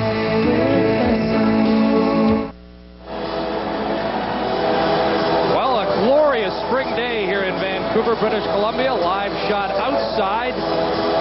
This has become a dandy indoors here at the Pacific Coliseum. Igor Ulanov off for slashing at 15-13. And here's the slashing penalty. As the Canucks right there, you see Sergio Momesso is already down on the ice, and Ulanov reaches around, gets a stick on him. But you kind of figured that the Winnipeg Jets were going to get the next penalty as the Canucks killed off that prolonged two-man disadvantage. John Paddock and Terry Simpson conferring about what went wrong on the Jets' power play as now the Canucks load up for theirs. Pretty hard to say what went wrong other than Kirk McLean was brilliant in the Vancouver net. Larionov on the draw against Eagles, and Eagles won it. And Lawler backhands it down. Mike Eagles and Troy Murray were out. Now Murray goes to the bench. Sykes on in his place. Newman and Lawler are the defensemen. And here comes Murray. Pass Sykes. Sticks are flying. And a good defensive play by Lawler. Sykes gets it out. Murray winding up. The Canucks realizing he had a full head of speed, gave him the puck. And he created a lot of problems for the Jets defense. Tabaracci out of the net, but it's kept in by Lumet. Bure against the far boards, and Newman watching him closely. Lariana, Bure. Eagles without the helmet. Lariana in front, Babbage! Tabaracci the stop! Loose puck, and now Tabaracci freezes for a face-off. So the Jet goaltender answers with a big stop after a nice setup to Dave Babbage. We saw the good lateral movement by Kirk McLean, and here's Rick Tabaracci coming across, staying on his feet. And he's talking to Phil Sykes. Now watch Babbage come in and look at Tabaracci. Stayed on his feet, stayed square to the shooter, and was in perfect position to make the save.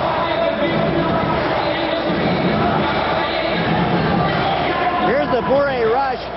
And he's got a full head of speed, but look at him get hit right there by Phil Sykes. The stick comes flying up.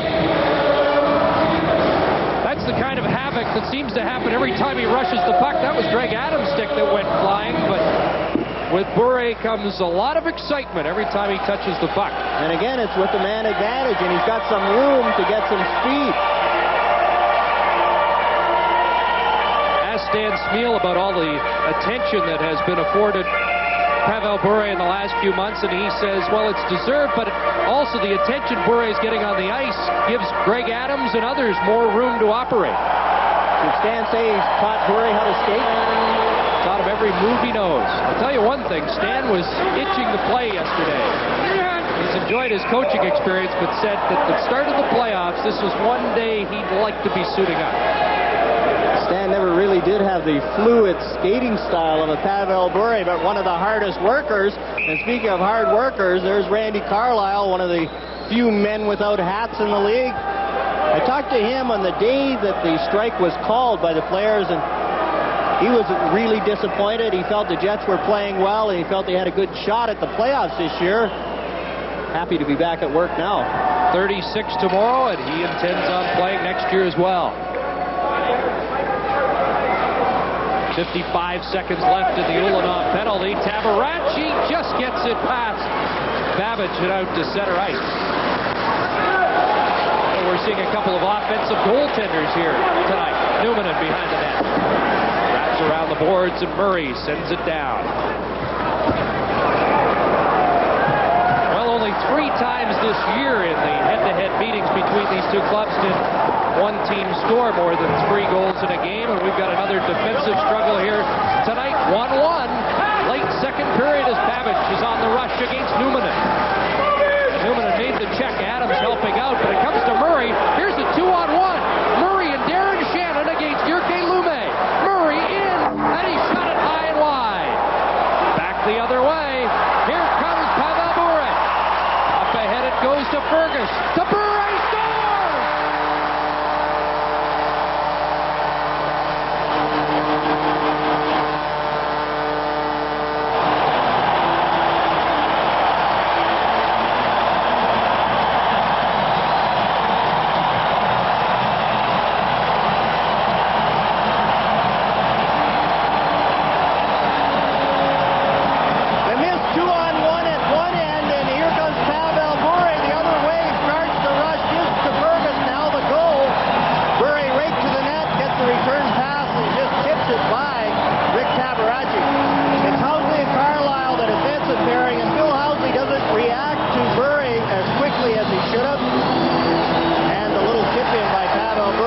Shot by Troy Murray didn't miss the net by much in the Vancouver end, and right back and ended up in the Winnipeg net.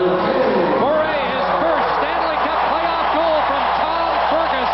It's 2-1 Vancouver. Time of the goal 17-13, 2 minutes after the penalty to Ulanov. So it is not a power play goal. The Steen shoots high on a nice setup. So not a power play as Ulanov was just getting back on the ice. Trevor Linden puts himself offside at the Winnipeg blue line. Fergus, the only assist, and Pavel Bure has electrified this crowd again at the Pacific Coliseum. Again, he has such speed that you really have to react to him quickly, and that time Phil Housley read the play, but thought he had enough time to get back and get Bure. Obviously he didn't. Now watch Phil Housley. He reads the play, he sees Bure there, and then decides to react, but it's too late. By the time he gets there, Bure has tipped it by Rick Tabaracci. And how about Tom Fergus, who sat out most of the year in Toronto, picked up for the $5,000 waiver fee, has become an important addition to the Vancouver Canucks, setting up that goal by Bure, and they lead 2-1 here in Game 1 of this Smythe Division Semi. 2 minutes left. Second period at the Pacific Coliseum. Momesso ahead to Sandlap. Drops for Ronning. Ronning, nice spin and then lost his balance against Housley. Behind the net is Lume, who moved in. Ronning out in front. Momesso. Ronning watched by Olchek. Thomas Steen off the boards. Took a hit. Penalty coming up.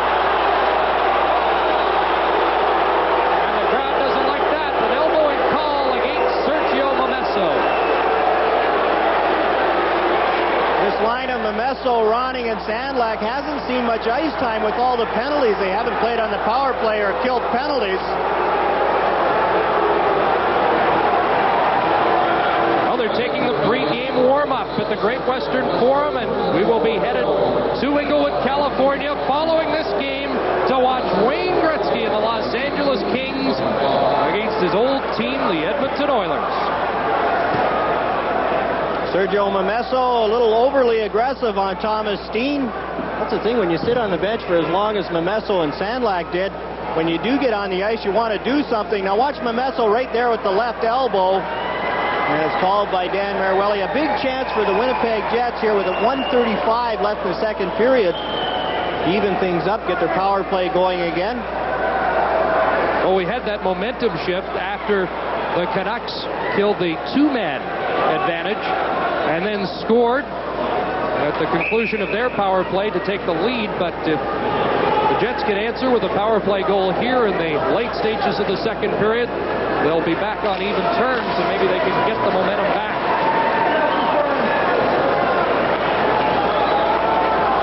Well, this is interesting. They've got three defensemen out on this power play for the Jets. Numanen, Olesen, and Housley, with Shannon up front and Elenick. So John Paddock perhaps sending a message to his other power play alignment, at least the forwards.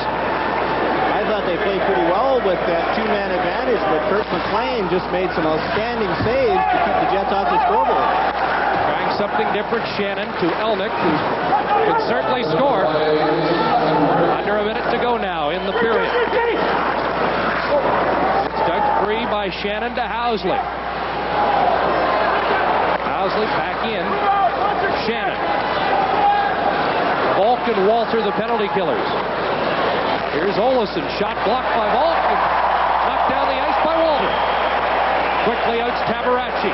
Quick change by the Canucks, and they get it ahead to Housley, and it just slides off his stick. They almost caught the Canucks on that change. Olczyk behind the net. There's Davidoff. He's seen limited action. Olczyk now. 20 seconds to go in the period. Olesen. Back to Numanen. Shot deflected wide.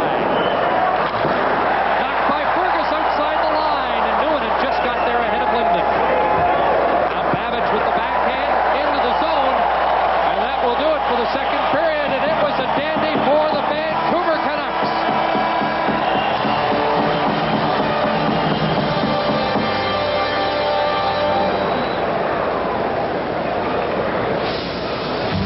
Trevor Linden will be Ron McLean's guest in our second intermission. Shots on goal through two, Jets 16, the Canucks 14. And the score at the end of the second period, Vancouver 2, Winnipeg 1. You could be a student buying your first car, a working mother with mouths to feed, or someone on a fixed income. It doesn't matter who you are. If your car's a Nissan, you get the Nissan Satisfaction Commitment, the most comprehensive full-line customer care program ever, and standard on every 1992 Nissan. Because at Nissan, we believe warranty should protect the people who drive the cars, not the people who make them. Nissan, built for the human race. Alaska, nature's treasure chest. And beneath the cold, pure waters lies a seafood lover's dream that's now in abundance, Alaskan crab. Red Lobster presents the Alaskan Crab Rush. The richest abundance in years means the sweetest prices in years on succulent snow crab and sweet Alaskan king crab, heaped high in exciting combinations. A special place, a special time. Get to Red Lobster for the Alaskan Crab Rush.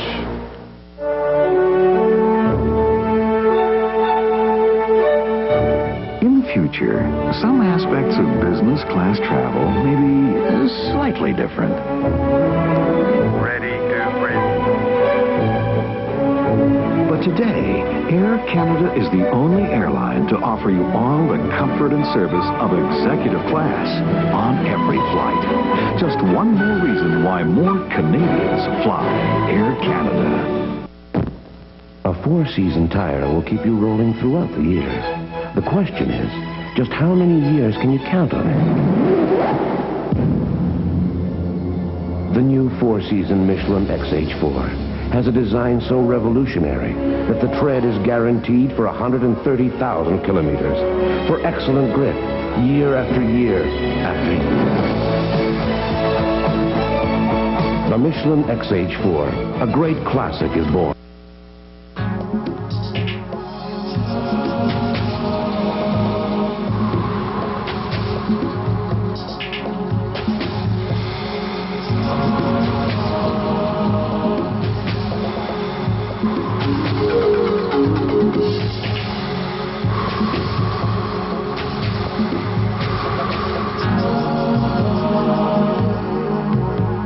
Available in Winnipeg at N. Gooch, the bicycle specialists.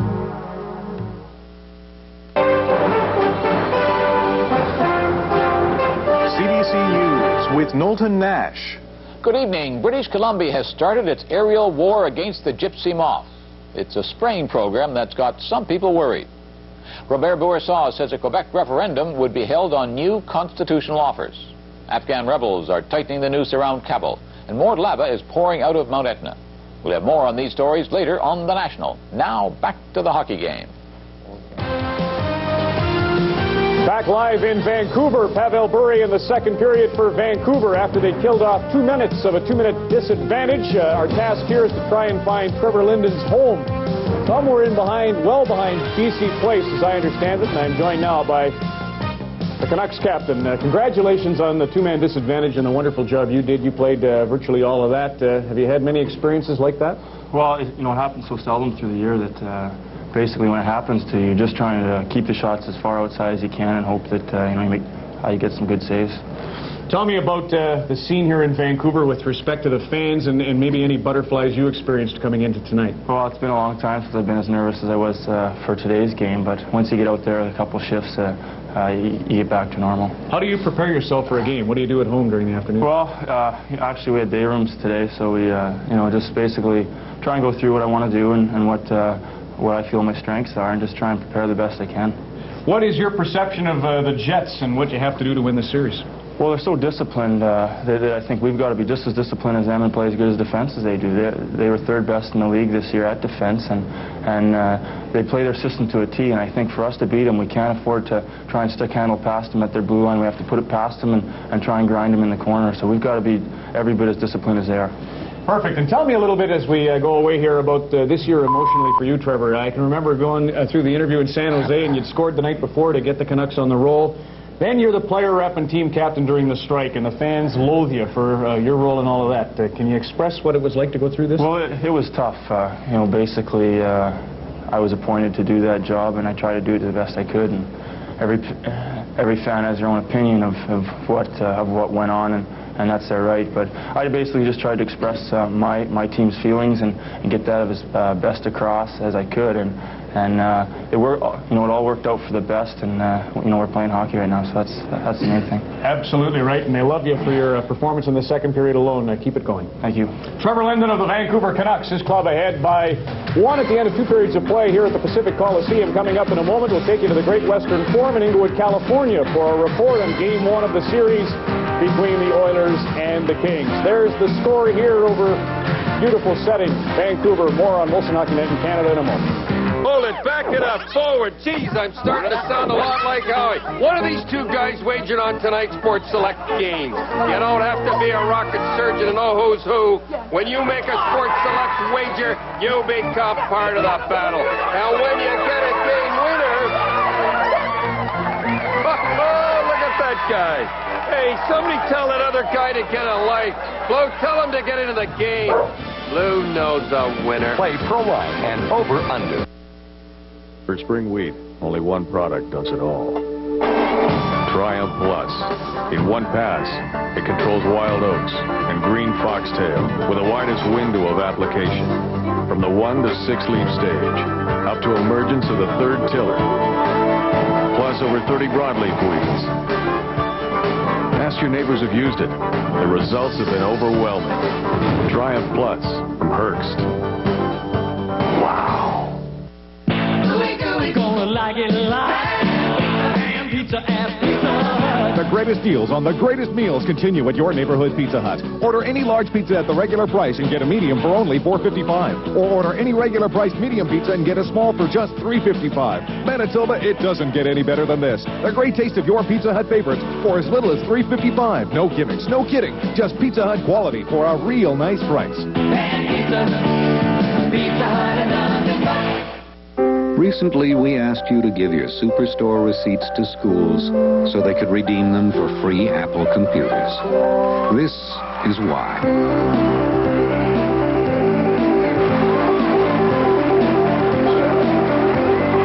It's working. And with your continued help, there's no telling how far our children will go. Superstores, Apples for classrooms. Smart kids for a stronger Canada.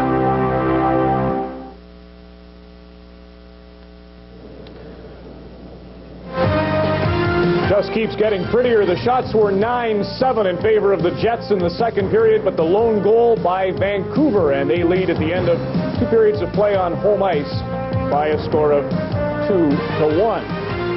Game 1 of the Stanley Cup playoffs here in Vancouver. Momentarily, it'll be the Oilers and the Kings at the Great Western Forum in Los Angeles. And for a report, let's go now to Steve Armitage. Ron, the favorite gathering spot for the Lincolns and Mercedes tonight in L.A. is the Great Western Forum. Inside, it's a sellout for the 72nd straight time. Playoff hockey is alive and well in Los Angeles. Hi, everyone. This is the 4th straight year the Kings and Oilers have met in the playoffs, with Edmonton having won the last 2 years. A tradition that the Oilers' rookie head coach Ted Green plans to continue.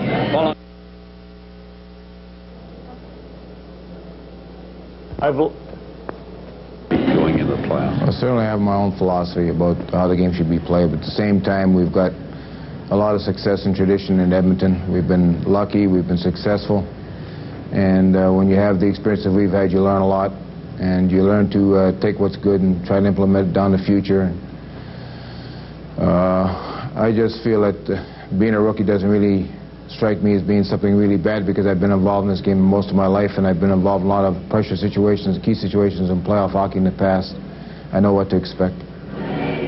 In their 25 years in the NHL, the Kings have never made it to the 3rd round of the playoffs.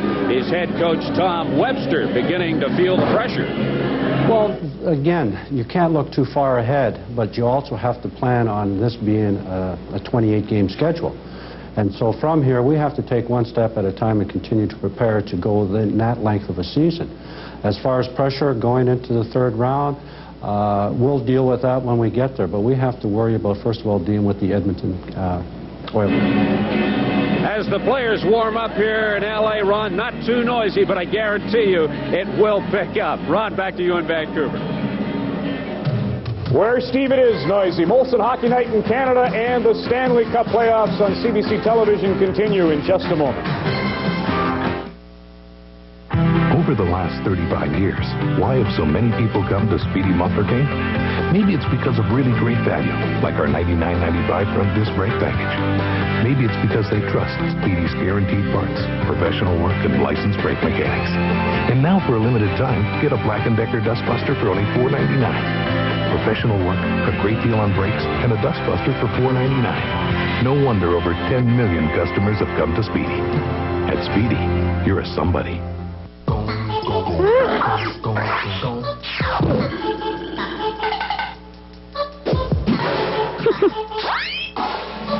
Announcing Fido-Rama, your chance to win one of 3 limited edition escorts. Just look under the cap of specially marked 7-Up and Diet 7-Up to collect the names of 7 Canadian cities, and you could win a Fido escort.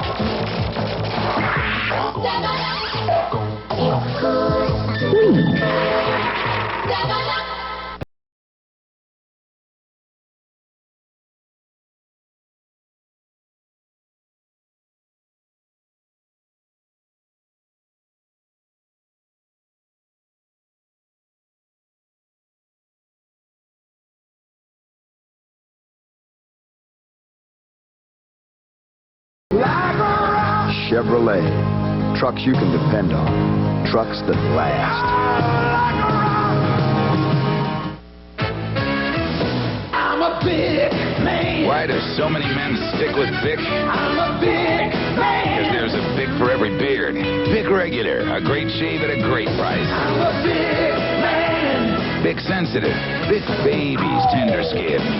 Bic Metal, slim head, total control. Yeah, I'm a big man. I'm a big man. Regular, sensitive, metal. I'm a big man. Canada pays more per capita for its health care than any other country. Are we getting our money's worth? CBC News examines the state of our healthcare system and looks at alternatives for the future. The Cost of Caring, an in-depth series, begins on Sunday Reports. Ron McLean and Don Cherry here to pick tonight's lucky number for a $500 gift certificate from Canadian Tire and a chance to join us for the first 4 games of the Stanley Cup Final. Don, what's the number? Hold that card just right.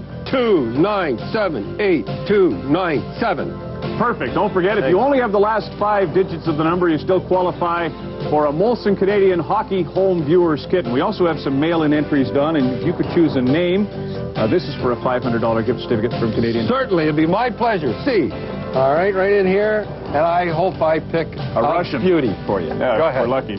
The winner, Doug DeGraff from Winnipeg, Manitoba. Congratulations, Doug, and thank you, Vanna.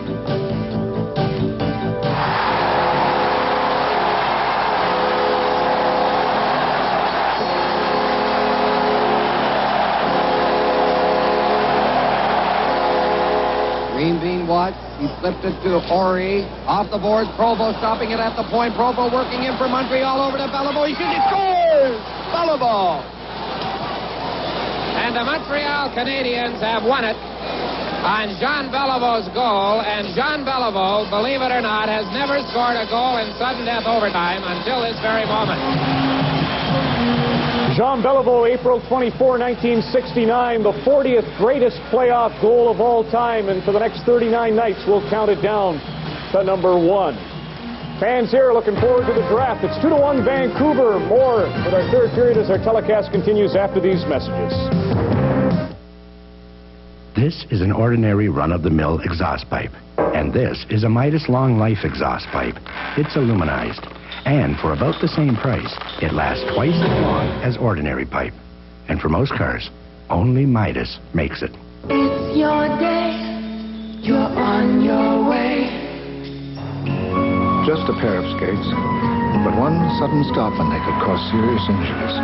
At Esso, looking out for your safety is part of our service. So please put sharp or pointed objects where they can't hurt anyone. Drive safely. Pick up our brochure of road safety information. It's free at your local Esso. To me, good service also means getting you safely on your way. You're on your way. No other minivan has won the hearts of so many Canadian families. Built in Canada by Canadians, the best-selling Chrysler Magic Wagon now carries another proud achievement. Winner of the Canada Award for Business Excellence in Quality, Chrysler. All you have to do is drive one. Arnold and Cynthia sleep a lot easier now that they don't worry as much about mortgage rates. The Canada Trust split-level mortgage lets you sleep easier whether rates go up or down. And now you can get a 1% rate reduction for 6 months. If your mortgage is renewing or you're buying a home, talk to us. You can't get split-level anywhere else. Then you can sleep easier too. Call Canada Trust, 1-800-668-8888. Cold and clear. Breakthrough. When you're done doing what you do. OB, clear, cold, real life beer. The big goal for the Vancouver Canucks came after a 2-on-1 short-handed by the Winnipeg Jets. Troy Murray misses the net. Now both forwards are trapped. There's Darren Shannon, he's trapped. Murray can't get back. Pavel Bure starts a 3-on-2. And Murray goes to the net. Fergus with a nice little backhand pass. And there's the tip in as Phil Housley couldn't get to Pavel Bure in time. And that That was the lone goal of the second period. Bure from Fergus at 17-13. A key stat was that Winnipeg had a two-man advantage for 1:50 during that period and failed to score. They've outshot the Canucks 16-14 but trailed 2-1. Pavel Bure has taken this city by storm to the extent that they already have 2 songs on local radio stations dedicated to him. Sergio Momeso's in the penalty box to start the third period. 25 seconds left in his penalty. Jets will have to win the draw and have a chance for one run. Boy, did you ever call that? They did win the draw, and here they come. Davidoff clearing it in. McLean out of the net, hops over his stick. Steen on the far side. 12 seconds to go in the man advantage. Jets 1 for 6. Housley puts it in, they score! I think Davidoff tipped it and it went high over McLean. Similar to the first goal, the Winnipeg Jets scored on the power play again. 7 seconds left in the Momeso penalty. Davidoff has hardly been used tonight. Now watch this hand-eye. The shot is about 1.5 feet off the ice, and there's Davidoff on the backhand, tipping it up and over. Kirk McLean, no chance. Look at Housley again, sliding across, shooting the puck as he moves. And look at Davidoff. Right there on the backhand, tipping it up and over McLean. So 2 power play goals for the Jets, and it's 2-2 as Davidoff adds his name to the Stanley Cup record books with his first playoff goal. Davidoff, Housley, and Steen at the 18-second mark. Here's Ronning, shooting. Tabaracci may have got a piece of that. So a great start for the Jets, but the Canucks coming right back. Ronning, side of the net. Tabaracci down. And the play whistled down as the puck deflected high. Tabaracci did get his glove on that shot by Cliff Ronning. A big save by the Winnipeg goaltender. It was Kirk McLean's turn in the second period to shine, and early here in the third, Rick Tabaracci with the big save on Cliff Ronning. Now watch this original shot. Now look at Ronning. Gets a chance, slides it through, stopped by the defense, and then finally Rick Tabaracci's friends come to his aid. Gets the puck up and over the glass. Cliff Ronning and the Canucks 26-1-5 when they've taken a lead into the third period this year, but John Paddock's team didn't take long to even the score here in the third. And remember, these 2 teams played 3 overtime games during the regular season. At Elnick, trying to burst in off that left side, bumps his man, Diddick takes Elnick down.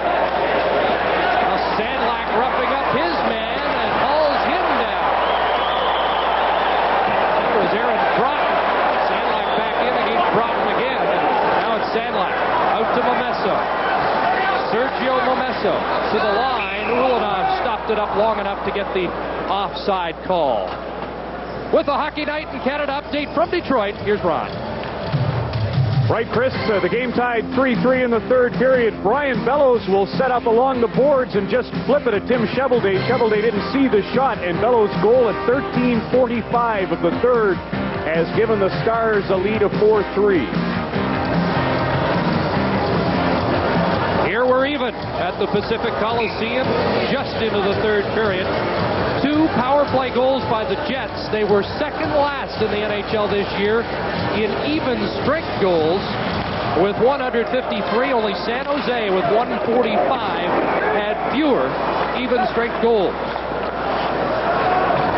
So offense has been a problem for the Jets, who are 18th overall this year, but they're on even terms and happy to be playing a defensive-style game with the Vancouver Canucks. Trevor Linden talked about their discipline. They played that way all year. Wait for their chances to take advantage. Here's Bure again against Newman, and Bure slipped it between the legs and then ran out of ice. Lume at center.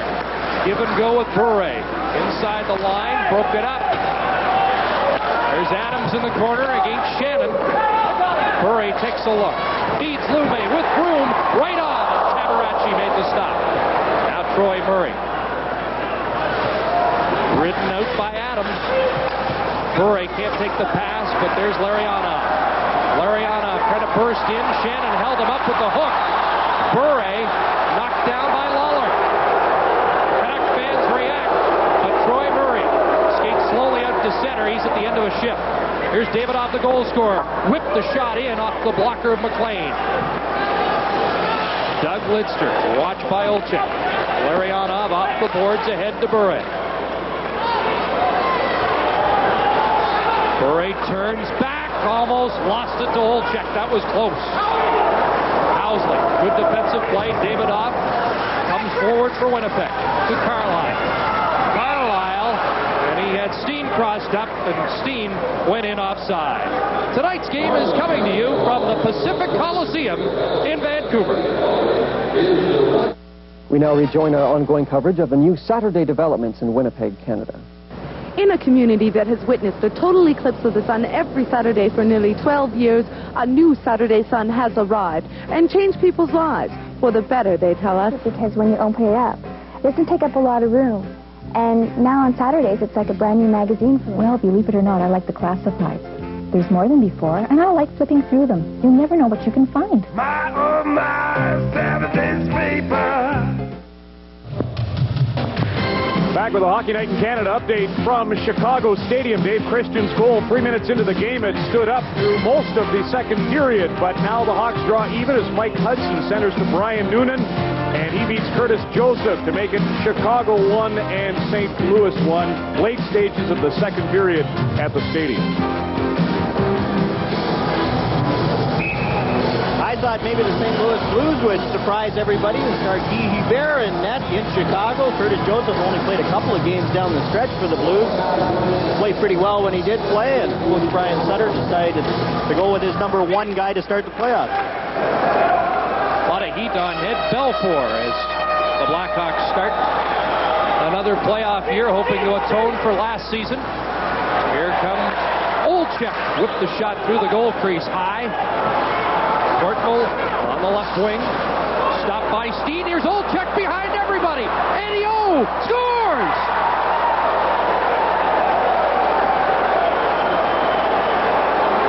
And the Winnipeg Jets, with 2 goals in the opening 3:15 of the third, have the lead. Eddie Olczyk, after he fired that shot wide, fell down. Now watch this turnover as everybody jumps up into the play, and look at Olczyk. Just barely gets onside on the turnover, and everybody is going the other way. Now Olczyk, with the rolling puck, slips it through Kirk McLean, almost mishandled it. Now watch this puck start to bounce. Olczyk tries to pull it, and it goes on in, and he just gets it up and over Kirk McLean. That goal even sweeter than the empty netter in San Jose the other night, which was worth $25,000 in a bonus for Olczyk. Olczyk, well, they say Elnick, but that was Steen that set it up, but we'll wait for perhaps a change on that. But Olczyk has the go-ahead goal, and the Canucks now have to play catch-up. Like Eagles for Winnipeg. Hartman on his right as he clears it in. McLean into the corner. Courtnall really hammered by Eagles. Fergus and Linden hit the line. They crisscross. Gerald Diddick winds up, shot off the mark. Courtnall up. There's the shot, deflects wide. Diddick pinching in.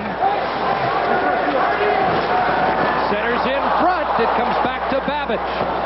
Babbage is watched. Continues on. Backhand. And that hits a leg and goes wide. Linden, side of the net.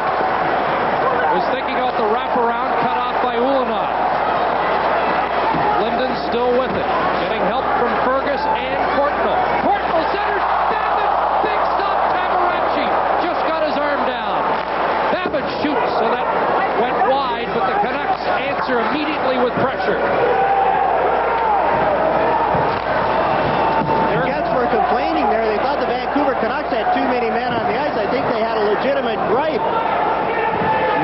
No penalty called by either the linesman or referee Dan Maruelli. Icing called against the Jets. 2 quick goals, and Winnipeg leads early in the third.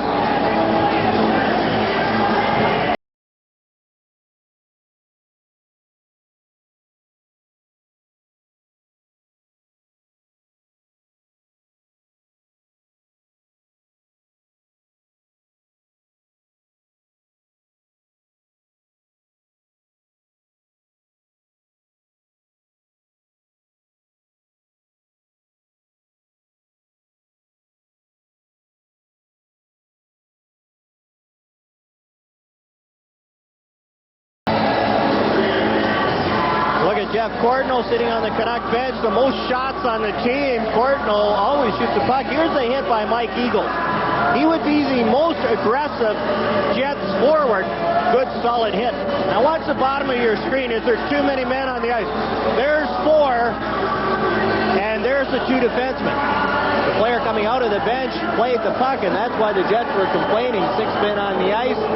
No penalty called by Dan Merwelli. Merwelli has put the whistle away here in the 3rd period. There's been a few questionable takedowns by both sides. As long as both teams get away with it, I don't think the players really mind. It's when the officiating becomes inconsistent that they really take it to heart. Canucks at home this year, 23 wins, 10 losses, 7 ties. On the road, the Jets, not impressive, 13, 18, and 9. They've been impressive enough so far tonight to earn a 1-goal lead. Big 3rd period. Carlisle. Aaron Broughton on the ice. There's Kachuk behind the net. Puck knocked past Elnick. And outside the line, Carlisle wraps it back in, and the Jets will tag up and go into forecheck. Robert Dirk ahead to Momesso, and here's Ronning. The shifty center. Hits the line, chased back by Carlisle. Dumped it in for Sandlak. Lume was on the move. Here's Sandlak setting it up, and Ronning failed to jam. Chance in front, Momesso couldn't get wood on it.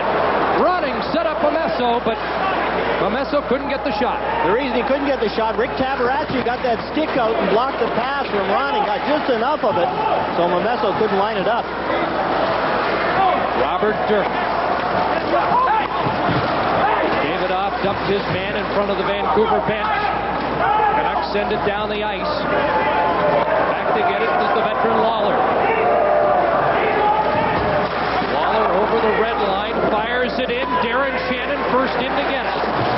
Watched by Bure, but Shannon still with it. Bure put the grab on him. Shannon still hangs in there until he's knocked over by Plavsic. Adams, nice back pass. And here's Bure hitting the line. Makes the shot past Bure, who stuck the leg out. Everybody oohing at the Pacific Coliseum. I think it had the Jets bench oohing. Here's Murray the shot, and McLean got a piece of that. Darren Shannon trying to turn away from Lidster. Draper in the corner against Lariano. Murray there to help out. The Jet captain scoops up the loose puck, but Lariano's with him now. Murray stays with it. Sharp angle shot deflected wide. Shannon. The Jets have control in Vancouver territory. Newman. Now Shannon clears it in, and the Jets will change. Greg Adams past Murray, out to Bure. Here comes Pavel Bure, and he's stopped up by Ulanov and Davidoff. So we had 3 Russians in on that play. 12:38 to go. 3rd period. It started 2-1 Vancouver. It's now 3-2 as Tabaracci loses his footing. Again, at even strength, the Jets have done a pretty good job at Bure. That time they stood up. 3 players converged, and Bure didn't pass it at all. Good play by the Jets. Chance for Steen. Davidoff catching up. Thomas Steen shot. McLean steers it away. Steen ended the regular season on a 9-game point streak. Missed a lot of action this year because of back problems, but he's healthy now. At center ice, it's Jeff Courtnall. Hits the line with Linden. Nice check there by Olesen. Ulanov just missed a hit from Linden. Lume skates away from Olczyk, and Jurke Lume winds up. One nice move. Here he goes, trying to break through. And he's dragged down. Fans react, but Merwelli doesn't. Lume took a swing at Olesen. There's Dirk taking down his man. Kachuk came up with the fist, and things are getting a little physical here in the 3rd. And again, with everything not being called by Dan Merwelli, the players are going to take more and more liberties. Aaron Broughton just clears it in. Broughton, Kachuk, Elnick are out for Winnipeg. It's Linden and Fergus up front. along with Gary Volk. Lume turned back by Tkachuk. Hey, this rookie Tkachuk showed a lot of poise and determination so far tonight. Dirk ahead now. Volk. His pass astray, and Olczyk has it. Gives off to Housley. Let's see if he wheels.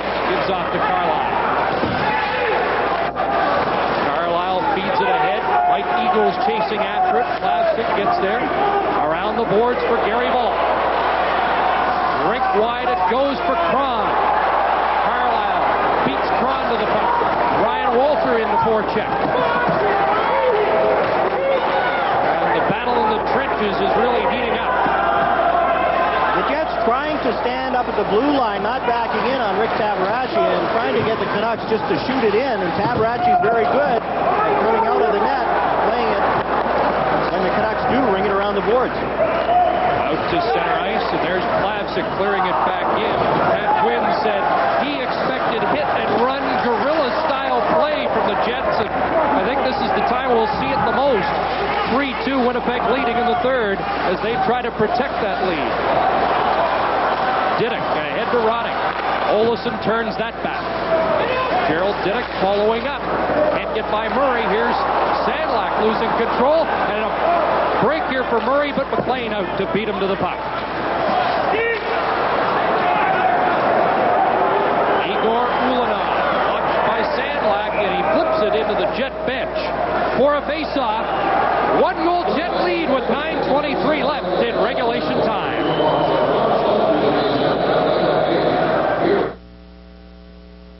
Getting to know you, getting to know all about you. You're invited to get to know Geo. Getting to like you, getting to hold you like me. A bright new line of import-inspired cars designed to give you years of carefree driving. So get to know Geo.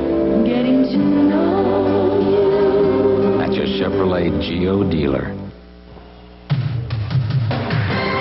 At Chicago Stadium, the Blackhawks and the Blues late in the second period. Pachura with the shot. It goes wide and then comes back. There's a scramble that ensues. Chris Chelios takes one rap at it. Joseph gets that, but Jocelyn Lemieux, who's going down, manages to get his stick on the loose puck and scores the goal from Chelios and Pachura to make it 2-1 Hawks at the end of 40 minutes of the stadium. And the Minnesota North Stars now have home ice advantage in their series with Detroit. Brian Bellows had the game winner. Sergei Fedorov, star number 1. It's Minnesota 4, Detroit 3, a final at Joe Louis Arena. Isn't that something? The North Stars doing it again, at least for the first night of the new Stanley Cup playoffs. Norm Green will be planning the tailgate parties at the Met. Well, last year they rode momentum from late in the year into the playoffs. That's not the case this year, but it is for Winnipeg because they were the hottest team down the stretch, unbeaten in 8. And no wonder Pat Quinn was scared about Game 1 of these playoffs.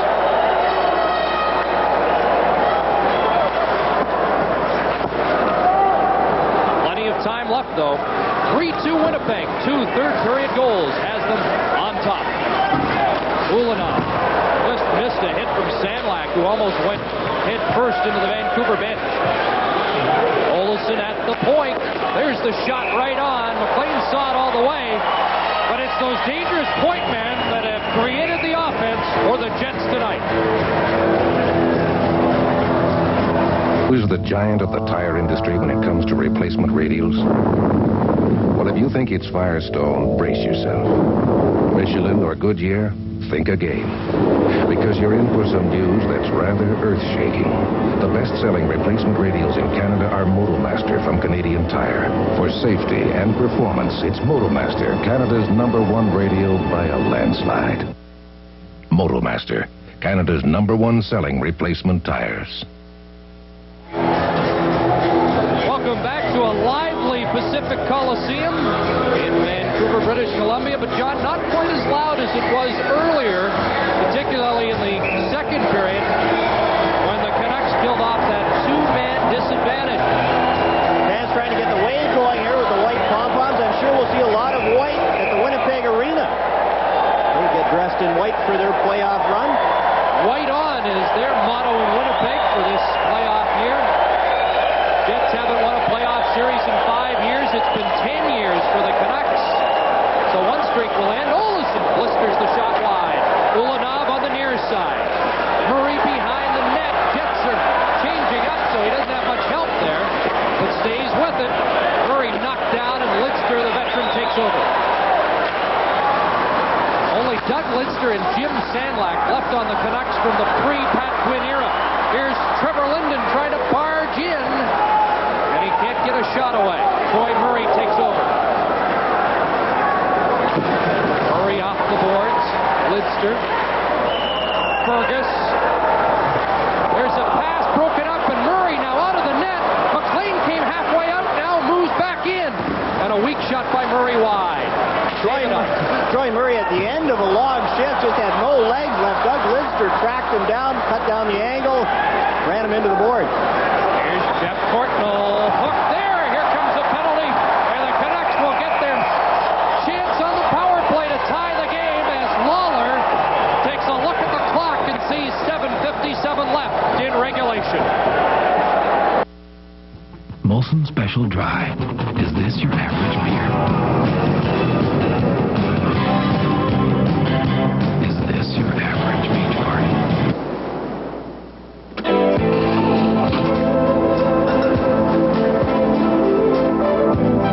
Molson Special Dry. It just could be the best beer ever brewed, anytime, anywhere. Now, this is what I call a beach party.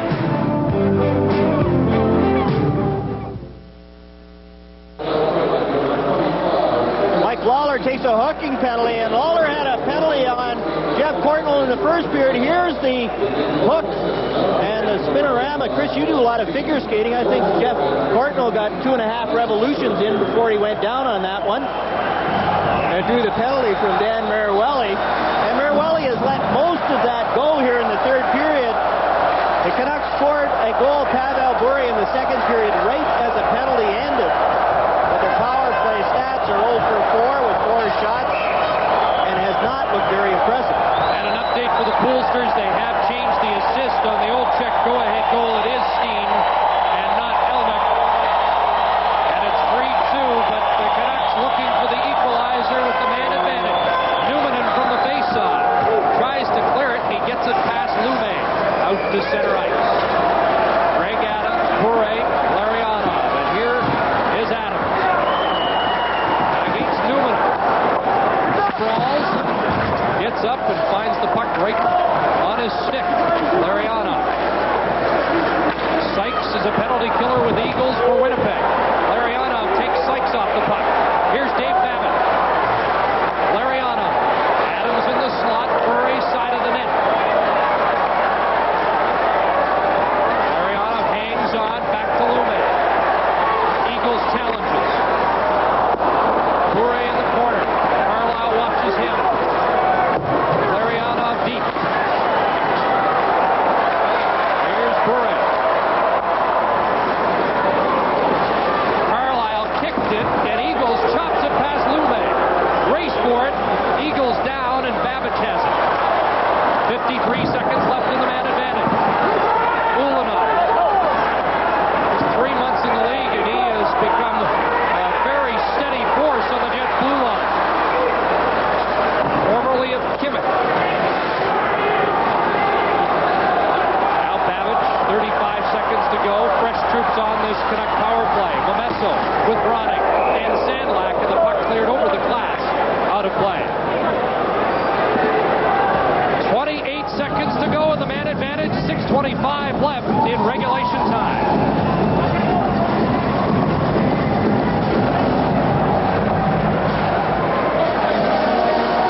Winnipeg Jets doing a good job. You talk about Randy Carlisle, the veteran leadership. Who's out there killing off this penalty immediately was Randy Carlisle.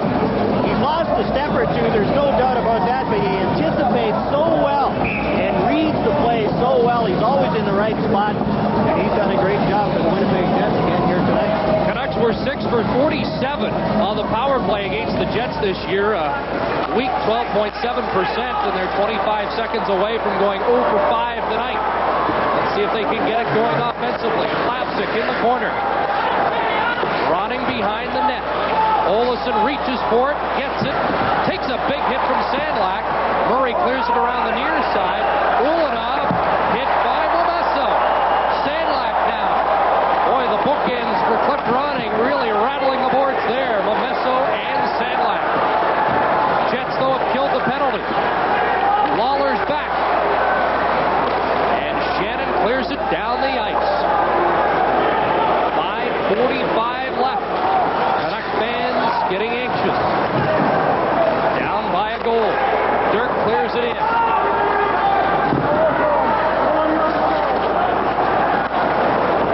Housley up to Broughton. Broughton skates over center, dumps it in, and Eagles gives chase. Broughton waiting for it, and Sandlak hammers him, but Sandlak went down, and Broughton did. Momesso hits the line, takes a chop from Carlisle. Broughton on the near side. And Housley has control.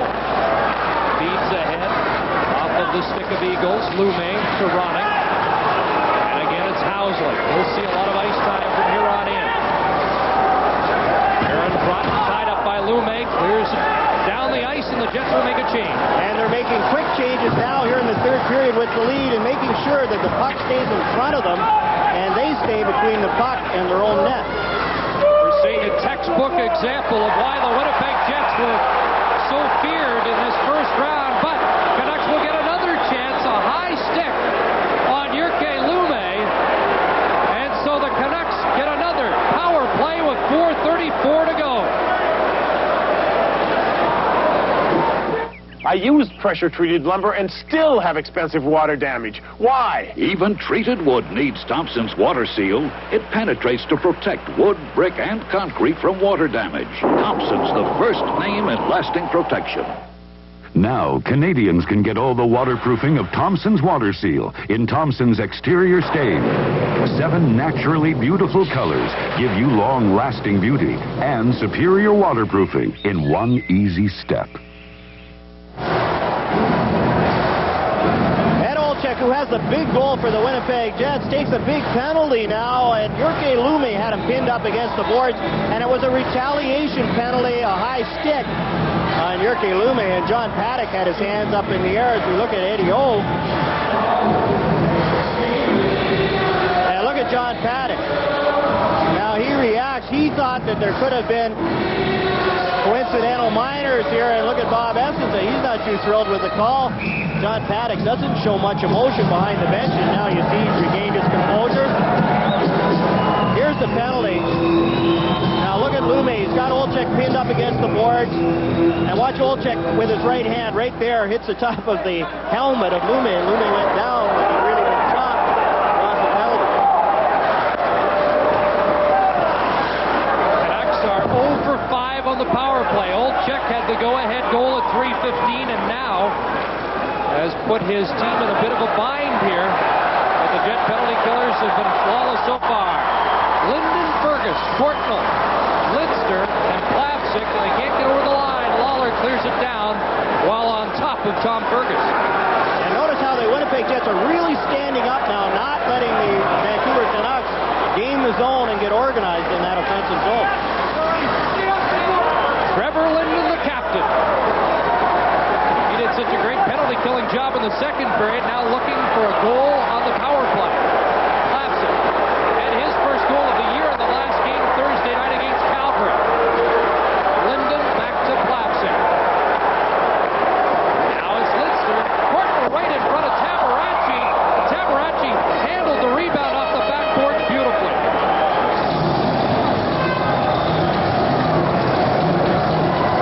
The game's just about ready to start at the Great Western Forum between the Kings and Oilers, and we will be taking you there following this one. A great Spike Division doubleheader tonight. Tomorrow, we'll kick off coverage in the Prince of Wales Conference Championship round. The Hartford Whalers against the Montreal Canadiens. I had to pick the 3 stars, Chris, tonight, and you know I love the goaltenders, but I think tonight nobody can question the stars. One of them has to be Rick Tabaracci, the way he plays. Now look at him read the board, and that's hard to do when you don't play that often and you don't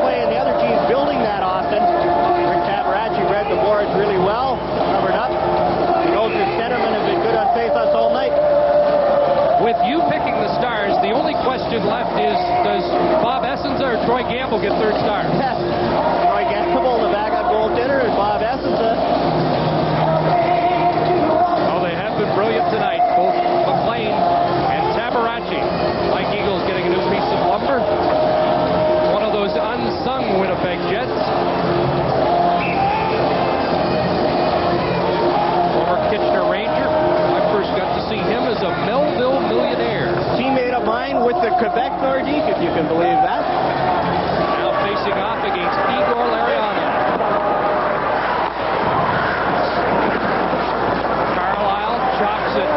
Bure. There's Lariano, who scored the first goal. Watched by Carlisle, but stays with it. Back to Babbage. Dave Babbage, the shot. Tabarachi was down, and Lariano didn't see the rebound. Carlisle bumps Bure right off the puck. Bure comes back at him. Carlisle stays with it, and Murray can't clear. Murray gets another chance. Lume's got that skeet right against the dasher, and they couldn't get it by him. A real battle for the puck. Canucks have it. Lariano in front. Oh, and Bure had a stick lifted. Lume shooting right on. Bure again. Lawler knocks him off the puck. Lawler again. And now Carlisle. Oh, he gave it right to Babbage. Babbage shooting on the line. Oh, Tabarachi kept it out. And I don't know how he did. Olczyk back on the ice. And Dan Maruelli was in perfect position. Here's Olczyk right on. We'll have to get a replay of that. Here's a deflection just wide off the stick of Murray. 2:16 to go. It's 3-2 Jets. And the Canucks can't come any closer than that. Momesso. And he clears it over the glass and out of play. And we're down to 2:06. And Tabarachi and Quinn. Anxious moments at both sides. Children grow up so fast. Jesse may look safe, but his head is more than halfway above the top of his seat. He could be hurt in an accident. At Esso, looking out for your safety is part of our service. So remember, Jesse would be safer in a booster seat with a regular seatbelt. Drive safely. Pick up our brochure of road safety information. It's free at your local Esso. To me, good service also means getting you safely on your way. The bullpen's warming up, and just in time. Mercy, that's 6 home runs in a row. Manager Whitey Fabian is trying to keep us cool as he signals for some relief. Whoa, look who's coming up next. And Lexford gets the call? Tired of facing the heat? Well, right now, Mazda is offering air conditioning or an equivalent credit on 323, Protege, 626, MX6, Miata, MPV, and Mazda trucks. Beat the heat with air from Mazda. Lexford won't get out of the car. After the giveaway, Dave Babbage takes the shot. Look at Igor Lariano. He can't get a stick on it, and Tabarachi, the desperado, reached back, got a piece of it, and cleared it out of his crease. Wow, that was close. 3-2 Jets on 2 third-period goals. They have 2 power play goals in this game. 2 for 6. Canucks 0 for 6. Now that really tells the story. Eddie Olczyk almost in again, and he just deflected that one over McLean, but over the net as well. He's been dangerous. Here's Sandlak. Hits the line. Minute and a half to go, and it's broken up. Lidster regroups at center. Doug Lidster. Housley takes a hit from Momesso. Darren Shannon. Bump, but gets it to center. And here's Ronick. Tied up. Aaron Broughton. Off the boards to center ice. Again, the Jets, that good defensive system right at the blue line. Just dump it out, dump it in. Nothing too fancy. Good defensive system. Down to the final minute of regulation time. And everybody in Vancouver biting their nails now. Lume will start the rush. Here's broken up by Steen. He can't get loose, and Adams will try it. 3-2 Winnipeg. And out of the net comes Kirk McLean. The extra attacker's out for Vancouver. Adams against Ulanov. Jets try to clear it. Troy Murray can't field the bouncing puck. Portnoy's out there. Adams. Trevor Lind London, but the Jets send it over the glass out of play, 20.1 seconds and a face-off in the Winnipeg zone. And deep in the Winnipeg zone, and I'm sure John Paddock will talk to Igor Ulanov, or maybe get his translator, Igor Cooperman, to talk to Igor Ulanov and tell him if you have complete control of the puck with 20 seconds left, just dump it out, try and kill some time. The Jets are calling a timeout now, and this puts some pressure on their centerman. Rick Tabaracci, a strong game, and the people who would question John Paddock and his choice of goaltenders tonight have to think again. 4 starts for Tabaracci during the regular season against Vancouver. A win, a loss, and 2 ties. The only points Winnipeg got against Vancouver. John Paddock and Pat Quinn going over the final details here. Paddock trying to find a way to end the game in 20.1 seconds, and Pat Quinn wants to extend it into overtime, and Pavel Bure may be the guy to do that. Bure has played very well with the man advantage, but at even strength, the Winnipeg Jets have done a pretty good job. His goal came, it's counted as an even strength goal, but it was one of those where the penalty had just expired when the puck went in the net, and you see John Paddock talking to his troops.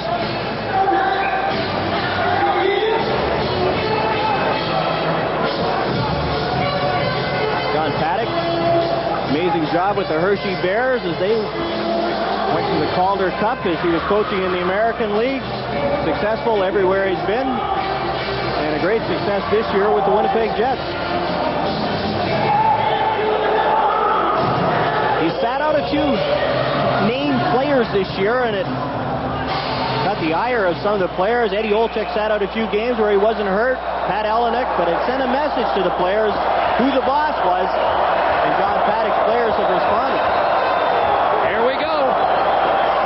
Fergus on the face-off, kicks it to the corner. Newman can't clear it around the boards. Now it comes free and outside the line.